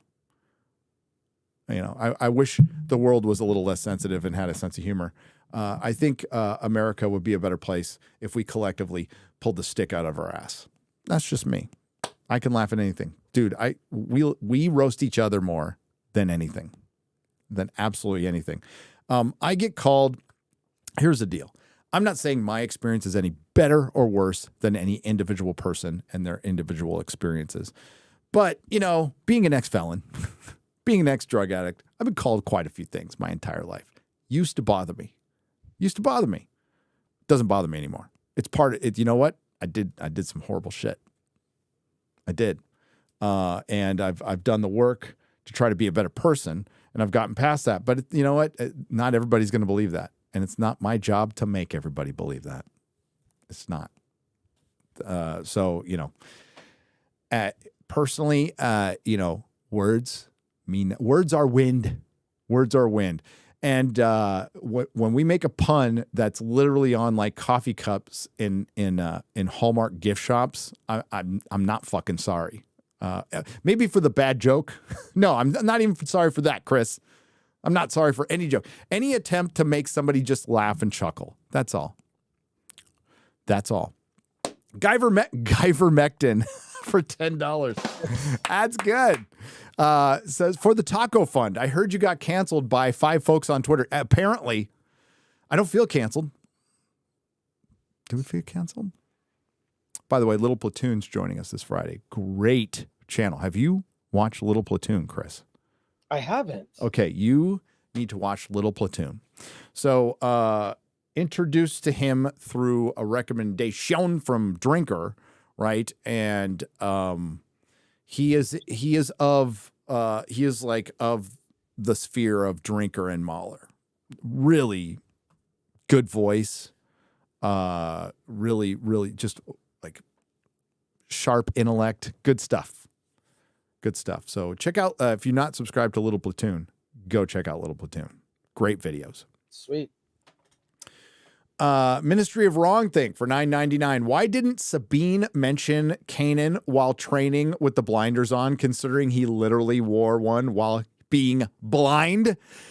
Because we don't want to bring up men too much because they wouldn't pass the Bechdel test, even anecdotally talking about men. I have no fucking idea. The Bechdel test is like religious doctrine to these people. I said these people. You heard me. Mark Klein for $10. My son said he likes Ahsoka. All right. All I could think of was Buford T. Justice quote, "There is no way you came from my loins." Well, you know, no accounting for taste. But it's your kid, whatever. Mark of Reality for $10. Geeks and Gamers had a stream and a new clip from Tampa this morning. A father and son had strapped together some living room furniture and were floating down Bayshore Boulevard with kayak paddles. That's my Florida. That's beautiful. Was it living room furniture? That's hilarious. Ryan, for 10 British pounds, I can see Filoni is working hard bucketing water out of the sinking ship, but this ain't cutting it. No, Jeremy said it. Filoni ain't shit without George. And George isn't perfect. Again, George didn't map out the lore of Star Wars, so it got muddled. It really got muddled. He didn't respect his own lore, and we forgave it. Well, I mean, Vader was supposed to be, if you've read the book, The Secret History of Star Wars, Vader was supposed to be a side character. He was just a heavy for other characters. It wasn't until later he decided, he's Luke's father, and then consulted a child psychiatrist. Like, what kind of effect would this have on kids? That's how deeply he cared about the story he created and the characters and how and what he was trying to create a modern fable for kids, because the 70s was so dark. The 70s was just this, I mean, especially if you look at American filmmaking, which I think the 70s and was probably one of the last great eras of American cinema. And by American cinema, I mean movies made for and about American life, which doesn't happen anymore. Everything's, at least it does in independent film, not so much when it comes to big studios that have their eyes on the global market and they have to appeal to everyone and then end up appealing to no one. But yeah, he just looked at the world. So there's no like fairy tales for kids. Like he made it for in particular young boys. Where were the heroes? So we're back to that already. I mean, it's funny that like it's the brand that started that way that's now helped end it, right? And we're gonna have to revisit that. But we need a new crop of creatives in Hollywood, for especially in the corporate aspect of it, not really in the independent.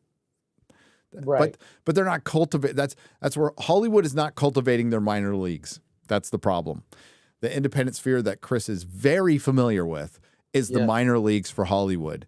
And while it's easier than ever to make a movie, it's harder than ever to get that thing noticed.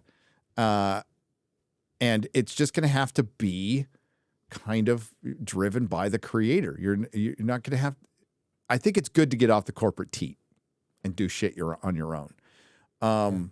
They've made it so expensive. Like Hollywood is being crushed under the weight of its own excess. And the reason, I just read an article, or Lady Greenmaster shared it. The reason Oppenheimer's making so much fucking money is Nolan, cut out some shooting days and saved tens of millions of dollars in doing that. So Oppenheimer cost like $100 million. So it's very profitable. That's what they need to start doing. $100 million is still a lot of fucking money, right? It's an insane amount of money. Tolkien Brown for $10 says, I canceled Sad Disney Plus during the CG prosecution day, or GC, Gina Carano prosecution days. Am I welcome here? Yes, of course you are. Of course you are. I have a video. I think I do. Hang on. Of course you're welcome here. I don't care if you don't watch any of this stuff.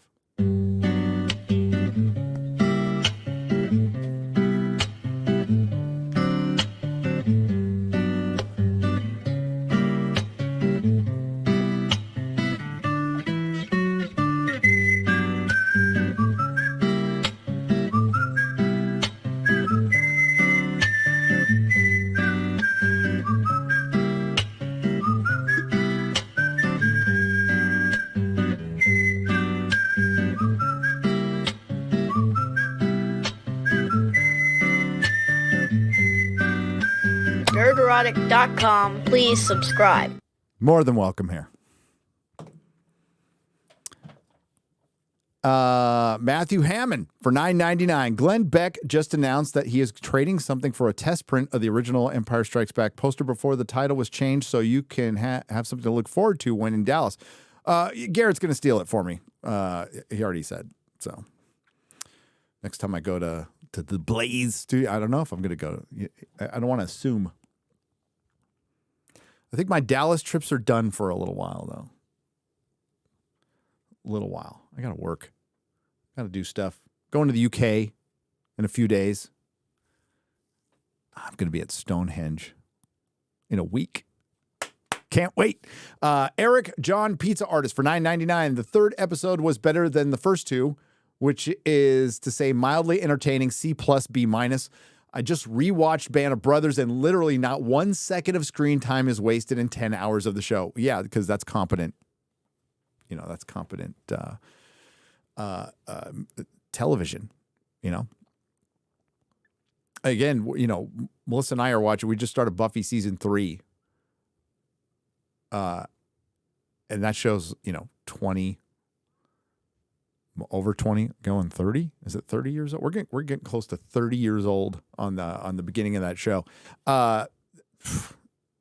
Its worst episode is better than anything Disney. Go Fish is better than anything Disney Plus has produced with Star Wars.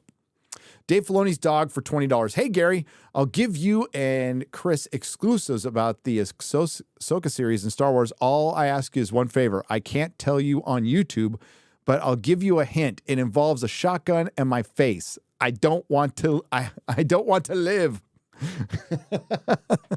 Dave Filoni's dog, by the way. Doing okay, Chris? I'm doing okay, man. Okay. It's I'm on a flight tonight. Tonight, yeah. We'll get you out of here in a few minutes. To Dragon Con. Can't wait. Whoa. Cannot wait. Batman just fell down. Batman, yeah. It's my Superman versus Batman armored Batman just decided to fall down. It's a poltergeist. It's a poltergeist. Romain Desena for €5 says, great channel and great work, dude. Cheers from France. Cheers! I might be in your country very soon. Vive la France! Gary's Beard Crabs. Hey, that was just one time, okay? For $5. How is your Wheel of Time reading going? Season 2 is probably going to be worse than the Rings of Power. Yes. I'm getting into it. And I haven't watched the show yet, so I'm going to get in the books. I'm going to watch season 1. I have very little time to do it, but I'll manage to do it. I noticed the main character is always like pushed back to the back of the posters, which is pretty funny. And Wheel of Time already got a season 3, right?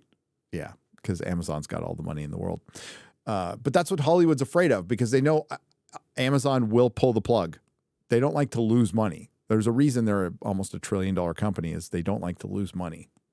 Shrike717 for $5. I guess the bad guy pilots didn't know you can attack in 3D in space from below, above, and sides, not just behind. For fuck's sake, this episode was dumb. It was. That space battle, when you really look over it, is pretty dumb. T1S for $5. If Blue Beetle became a Jedi, would he change his name to Obi-Wan Kenobi? We've already done that one. We've done Juan Solo. That was Andor, by the way. Andrew Matthews for £5 The horror of Ahsoka is more boring than knitting. I sniggered at your review. Nice try there. Somebody put that in a headline of you got to be careful with those words. This is Nacho Way, says Nick XH for £5. This is all you're going to have is a bunch of puns now, by drumming up this false outrage over a live stream from 2-3 weeks ago. Citizen 7 for $2. Testing. It is tested. Mark of Reality for $2. Do they put pineapple in tacos now? They probably do. I wouldn't go that far. I like it on pizza, but not on tacos. Crazy Clown Town, radicalized for 5 months, says, hello, my fellow gamers. Hello. Yeah, me and Chris are well-known gamers. Roger Rubio for $2. Enjoy a soda on me, guys. Always enjoy the Nooner. Hail. Cheers. Alexander Dukas for $2. Nerdrotic, the authority without the gay. And he says, hey, it's the TNA team. MST3K. God, I've always tripped over that. Where do actors go? I already read that one. That was good. The Ahsoka show hurts my brain, says Snell's World for $2. For $5, Patton 360 Games says, I'm so excited for Grand Admiral Musk. I mean Thrawn. That's good. Breaking more established lore because in Star Wars intergalactic travel takes a ton of time. I bet the ring ship does it instantly. Joel Slayer for $5. You know, maybe I'm bad at English, but doesn't intergalactic mean within the galaxy? Yes, that would mean so. That. If you're going to another galaxy, that's not intergalactic travel, is it? Maybe. And maybe it is. I mean, I don't know. I'm dumb. Tell me, chat. I'm dumb. Because they say it in the show, so I'm like, is that right? Whatever. I don't really care that much. So there's a galaxy. So this ship would have to travel in time, unless they're just not going to care about the science at all, like the basic science, like the most basic of science. I mean, yes, we have sound in space and all this shit, but like, that's the part about Star Wars. It's in a galaxy far, far away, a long time ago. In a galaxy far, far away. P.S. We slayed Nerdrotic is racist S flakes on RMB.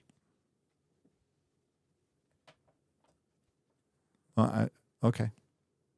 What? Alexander Dukas, I don't know. I like RMB. I don't know what was said, though. I don't know what's being said other than the lovely direct messages we're getting, which I could give a shit about. But RMB is getting caught up in that? I don't know. Is he, Alexander? I hope he doesn't.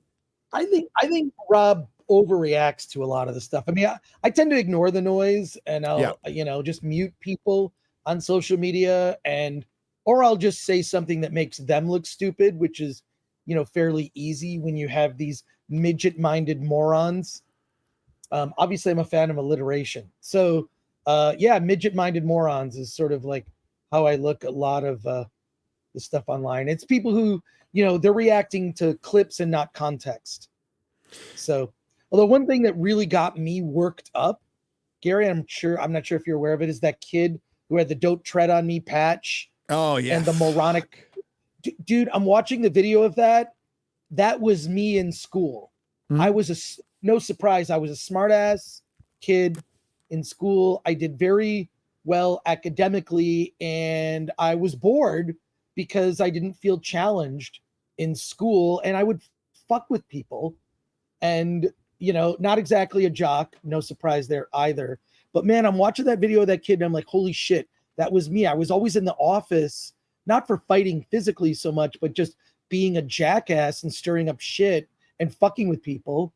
And I'm like, oh, well, I'm the same now as an adult. But when I saw that video of that kid, I was it gave me faith in the next generation of kids because they're pushing back against stupidity.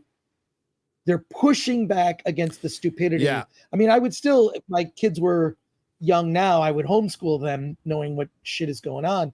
But that video of that kid, I've seen it like on 5 other people reacting to it. And Based I just kid. I feel for that. Yeah. Oh, yeah. I think it's good. I mean, it's horrible that it happened to him, but bring awareness to the stupidity, and that's how it ends. Yes. And if you really want to change things, local elections, school boards. That's where they change things.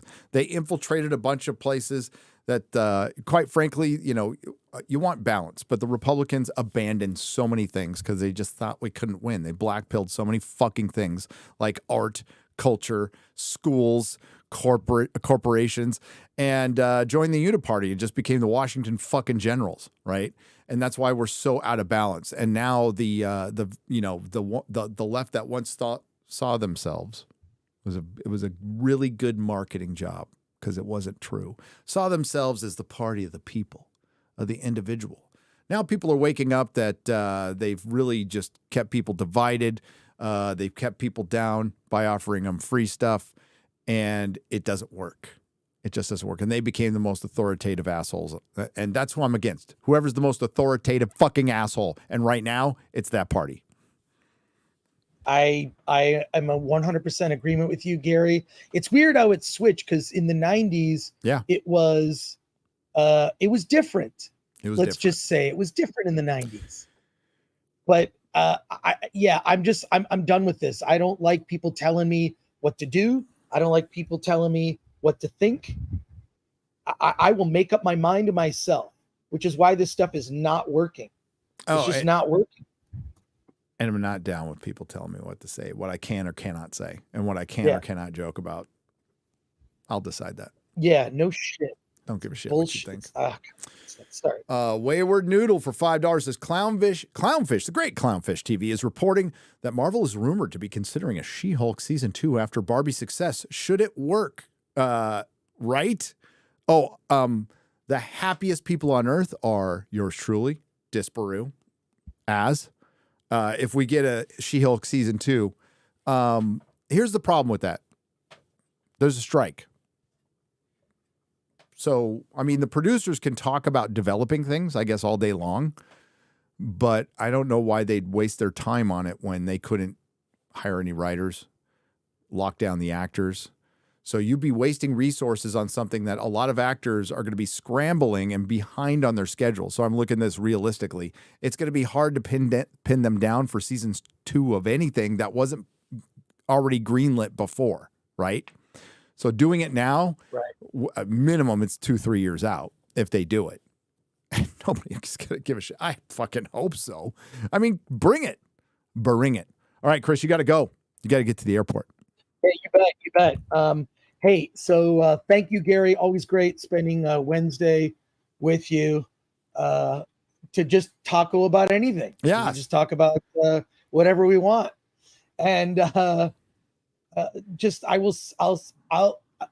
know when you'll let me know what the schedule is.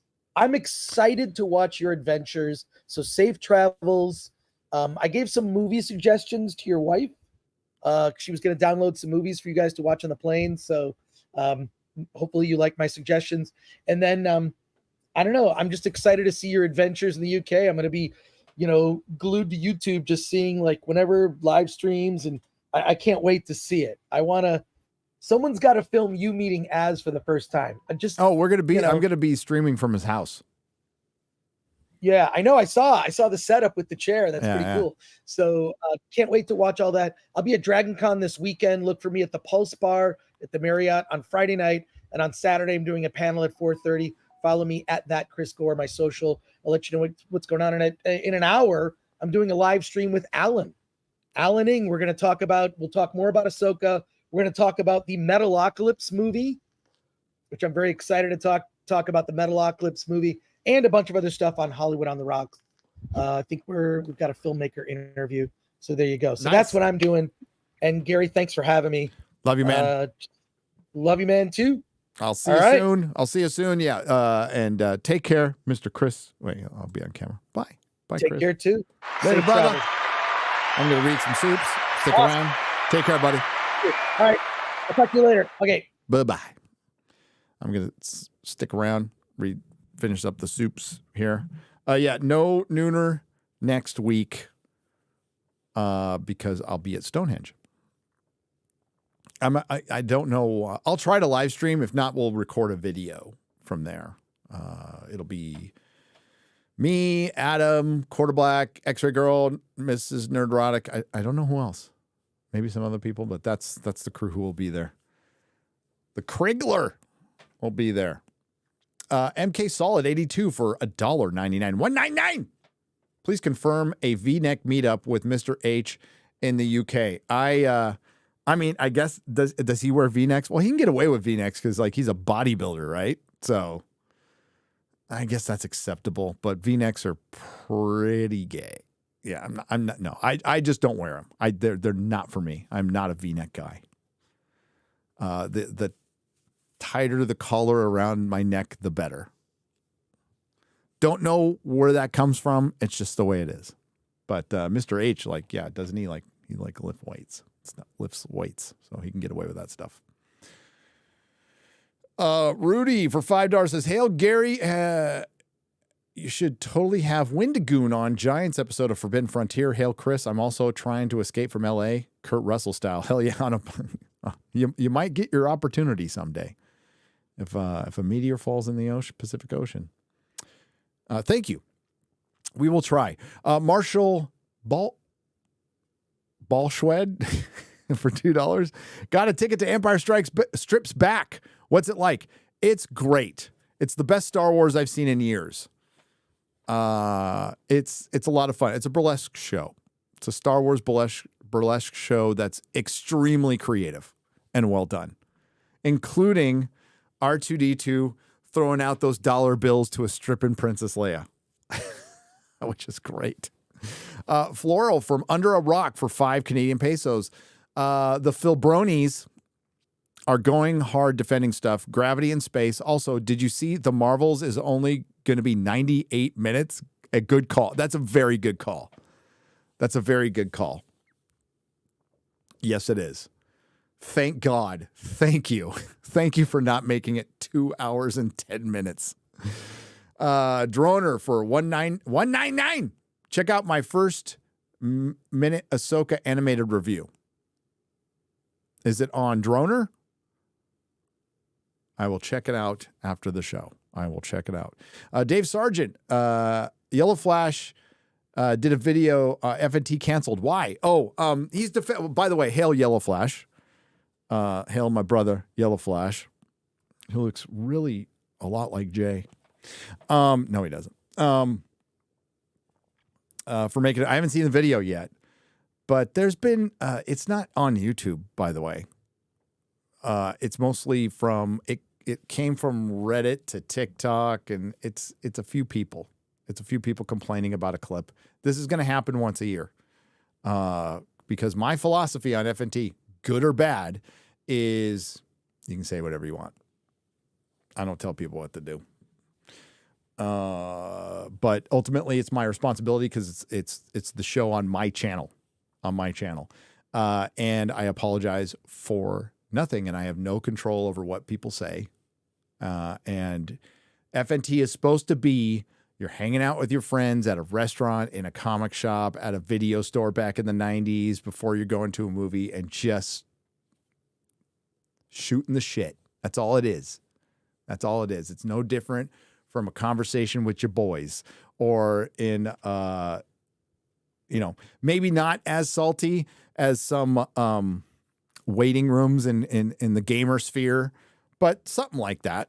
And this is how I used to talk with my friends when we went to movies. This is exactly the conversations that went down in my comic store. Okay, same thing. You know, one of the nicest things somebody has said to me in a long time. A lot of people say nice things, and I appreciate it. Emo Gonzalez.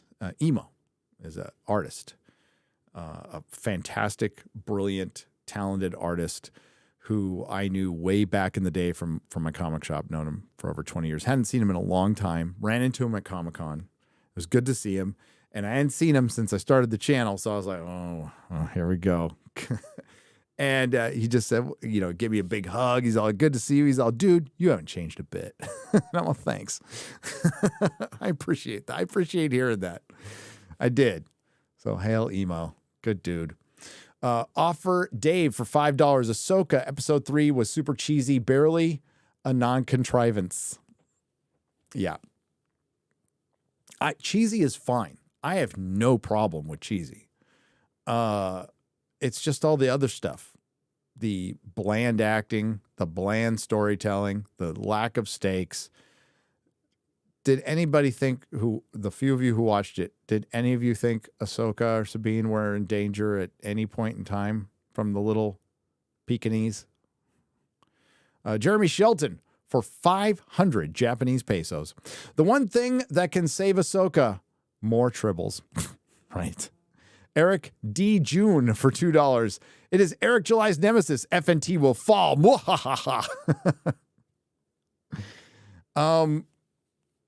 You know, many have tried. The hilarious thing is that's not even close to our saltiest. Our saltiest episode is fully monetized. Is fully monetized for a half an hour. We were talking about pork balls and British cigarettes. John Thomas for $5. Chris, done a review of Golda. I liked it. New info on 73 War. Have you seen the Ingrid Bergman one about her? I will try to save that for Chris. That is a Chris question. Captain Truth for $2. But thank you for the $5. How does it feel to be exposed as racist IP leak? Well, I don't feel anything. I don't feel any kind of change. I don't feel bothered. Because I've been called that since I started criticizing Doctor Who. I don't care. Diano for £5 says, do you think the rumor is true Disney is going to do She-Hulk season 2 when strike is over? God, I hope so. God, I hope so. Oh, no, I don't. I don't. There's no deals that can be made right now. They can, again, develop a lot of things and talk about development, but without writers and actors, you can't make shit. And you can't even start making shit. Fair Ear Samra, thank you for spelling that one out for me, Lady Greymaster. I probably made it worse. Is this the No Man's Sky game I keep hearing about? The stream? Yes. Apparently, lightsabers are only fatal to white men, says Johnny Scribe for $5. Yes. Super Grova. Hail, Gary, your next emoji needs to be a trash can. We will do that. Johnny Scribe. Apparently, I read that one. Ade Robertson for $4.99. I'm still laughing when Mahler called the uncle in Blue Beetle Uncle Pendejo. I know. Uncle asshole. That's so good. Jonas J. Campbell for $2. How dare you make me agree with the French? Nin 10 Larry for 1,000 Martian pesos. Is that Chilean? I don't know. It's not about money. It's about sending a message. You're absolutely right. I saw a Fox News clip. I was watching somebody's clip and it kind of fed into this. And the name of the Fox News clip was like, woke Disney doesn't care about the money or the store or doesn't care about the money anymore. It's about the message. They essentially said that. I'm like, God dang. Like it's really reached the normie of the normie mainstreamy stuff. Fox, whatever. Controlled opposition for the most part. Judah for $5. Rings of Power isn't horrible when on mute. Yeah, it is. But I think Disney for the trash because it pushed me to Battlestar Galactica. There you go. Battlestar Galactica is good stuff. Solid Gold CEO for £5 Meanwhile, Blumhouse makes bank investing in bigger and smaller movies without blowing hundreds of $millions. Yes, Blumhouse is a money printing machine. Would Sony ever break away from the MCU for Spider-Man? JL for $2. Yes. I think they haven't made a deal yet. We have yet to hear about Spider-Man 4.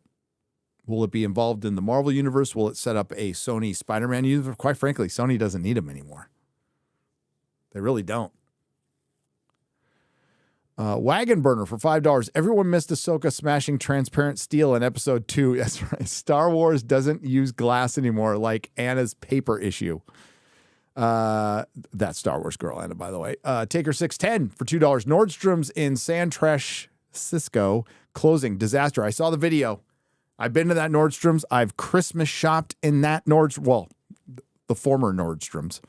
Yeah, that was part of this huge redevelopment plan 15 years ago, a little longer, in downtown. When downtown San Francisco, you could walk around. I mean, you didn't want to go to the Tenderloin or on 6th Street, but everywhere else, perfectly safe. Perfectly safe. You walked around. It's an occasional homeless person, but it wasn't. Union Square was fine. The Metreon back in those days was cool. Yeah, it's you know, I remember talking about this when I was there. I started recognizing some of the policies that were going like south. And I'm like, you know, I think San Franciscans don't think they can turn into Detroit. They think they're impervious to that because San Franciscans have a lot of civic pride. They absolutely think they live in paradise. Especially the ones who were born there. Many of them have never left that 7 square mile area of downtown. Lots of them don't know how to drive. And they think they live in paradise. They live in a prison. Now, I came from San Diego. Not as well known as a city, but a far more beautiful city. At the time I left it, a cleaner city, a better run city, gorgeous beaches, more spread out in the Southern California fashion. And there's parts of, you know, like North Bay in San Francisco is beautiful, like Marin County. That stuff is beautiful. But you know, East Bay, sorry to anybody who lives there, it's a dump. It's a dump, you know, for the most part. It's horrible. California has turned into that now. Your prison has a lot of conveniences and the most beautiful weather, but it's still a prison. It's still a prison. Have you heard of Pauline? Disney is producing a show where a teen who is impregnated by El Diablo himself, a teen who was impregnated by the devil. Sounds like a Disney Plus show. Checks out. Talicus for $5. I mean, on Disney, that's like a horror movie I would watch, or a comic book I'd read. Not sure about a Disney show. They'll probably make the devil like, he's not so bad. Fletcher Williams. By the way, there's a movie that already happened.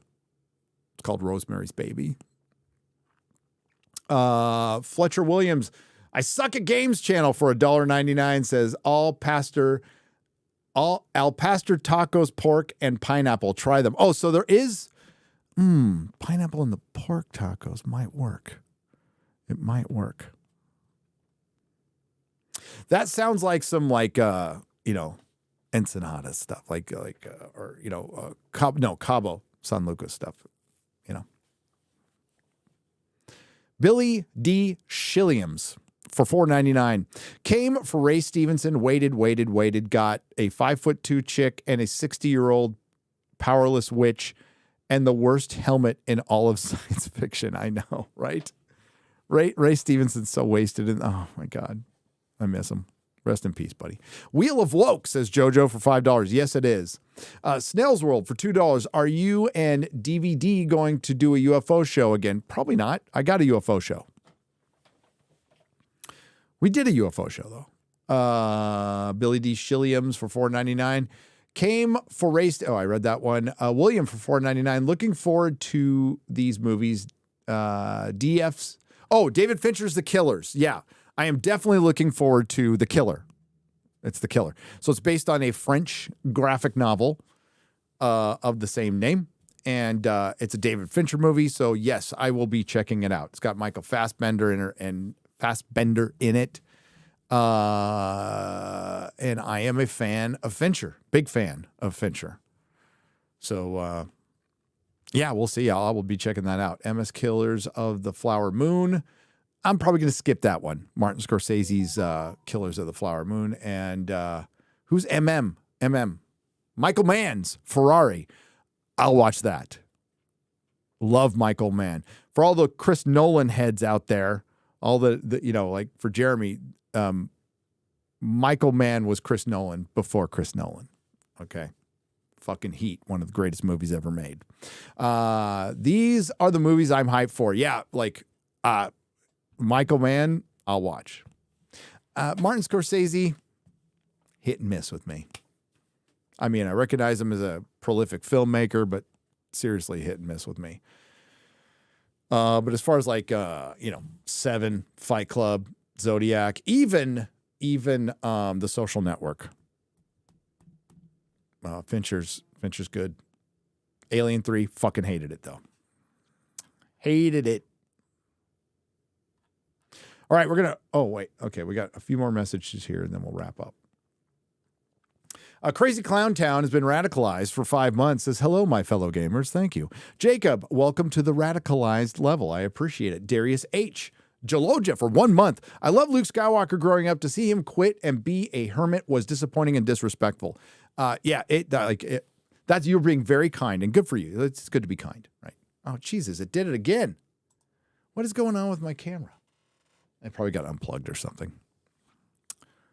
It probably got unplugged. We're almost out of here anyway. Burton Bella has been a Geologia member for 11 months.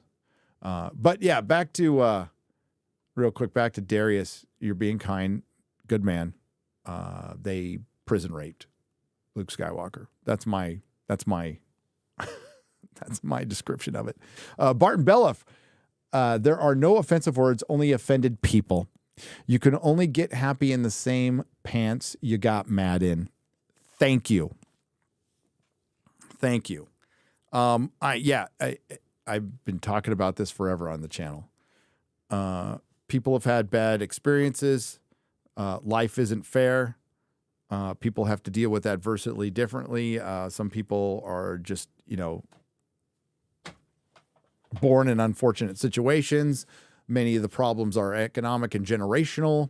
They're not really linked to an identity, but the powers that be that want to maintain control have made it a point to put us in demographics to keep us fighting against each other so they can keep making money and keep us fighting over stupid things like a fucking massive flop like Blue Beetle, which used a demographic for marketing. They exploited a demographic and then were as I don't care who fucking made it. It was as stereotypical as possible and we were parodying that. That's it. That's all. We weren't saying anything worse than the fucking movie was saying itself. And saying that I can't say it based on my skin color, I'll say what the fuck I want. There are things I won't say, but they're my decision. It's my decision not to say certain super offensive terms because I don't want to do it. Because, there's certain things I don't find funny. Other people might find them funny, and that's fine. I'll draw my own line. Thank you very much. I'll draw my own line. And if that bothers some people, you know what? Anytime you go on the internet and you give your opinion on something, you're going to bother people. How deeply? That's ultimately their problem. My obligation is just to be honest. And you know what? And I try to be funny when I can. Doesn't work all the time. Doesn't work. But if we can't laugh at ourselves, self-deprecation, I think, is one of the greatest qualities of humility, right? Self-deprecation, realizing that I am a fallible human being. I make tons of mistakes. I'll make one today. I'll make one tomorrow, and it's all right. It's all right. But don't take yourself too fucking seriously. All I know is I saw a lot of that in prison. I saw a lot of the My People stuff in prison. And you know what I also witnessed? I also saw them betray their own people. I also saw them do horrible things. And that's all the people in there. All the people. Because you're on your own. All right. There's nothing wrong with having pride and culture. One of the emails I got was white people have no culture.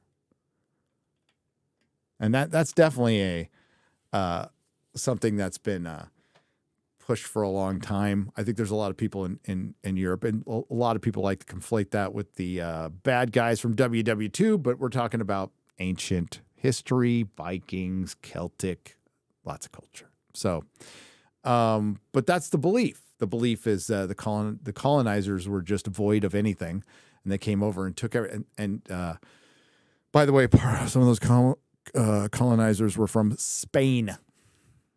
Spain. It's just history. It was fucked up. History was fucked up. But let's try not to repeat it. Let's try not to repeat it. You know what? People have and will say all kinds of shit. And dude, the Legion of Memers is brutal to us. And it's great. It's funny. Life's too short to be worried about what people are saying. You know?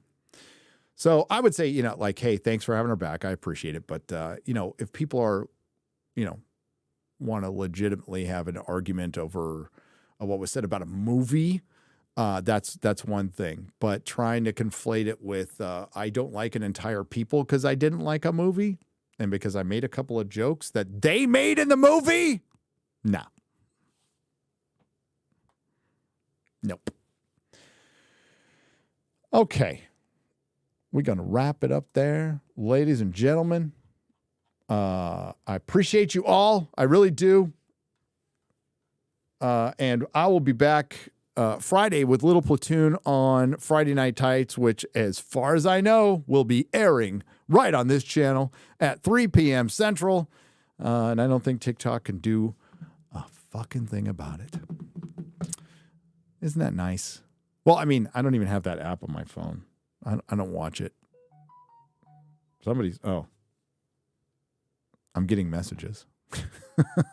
But I always get messages. Yeah. No new video will be out soon, I guess. And yeah, I'm just going to prepare for the UK. But again, thank you all. Thank you to the Modrotics. Thanks to everyone who left a super chat and donation. You help keep the lights on and keep people around like X-Ray Girl, Quarterback Garrett, and Perry Chan. And we'll see you next time. Ciao, Bella.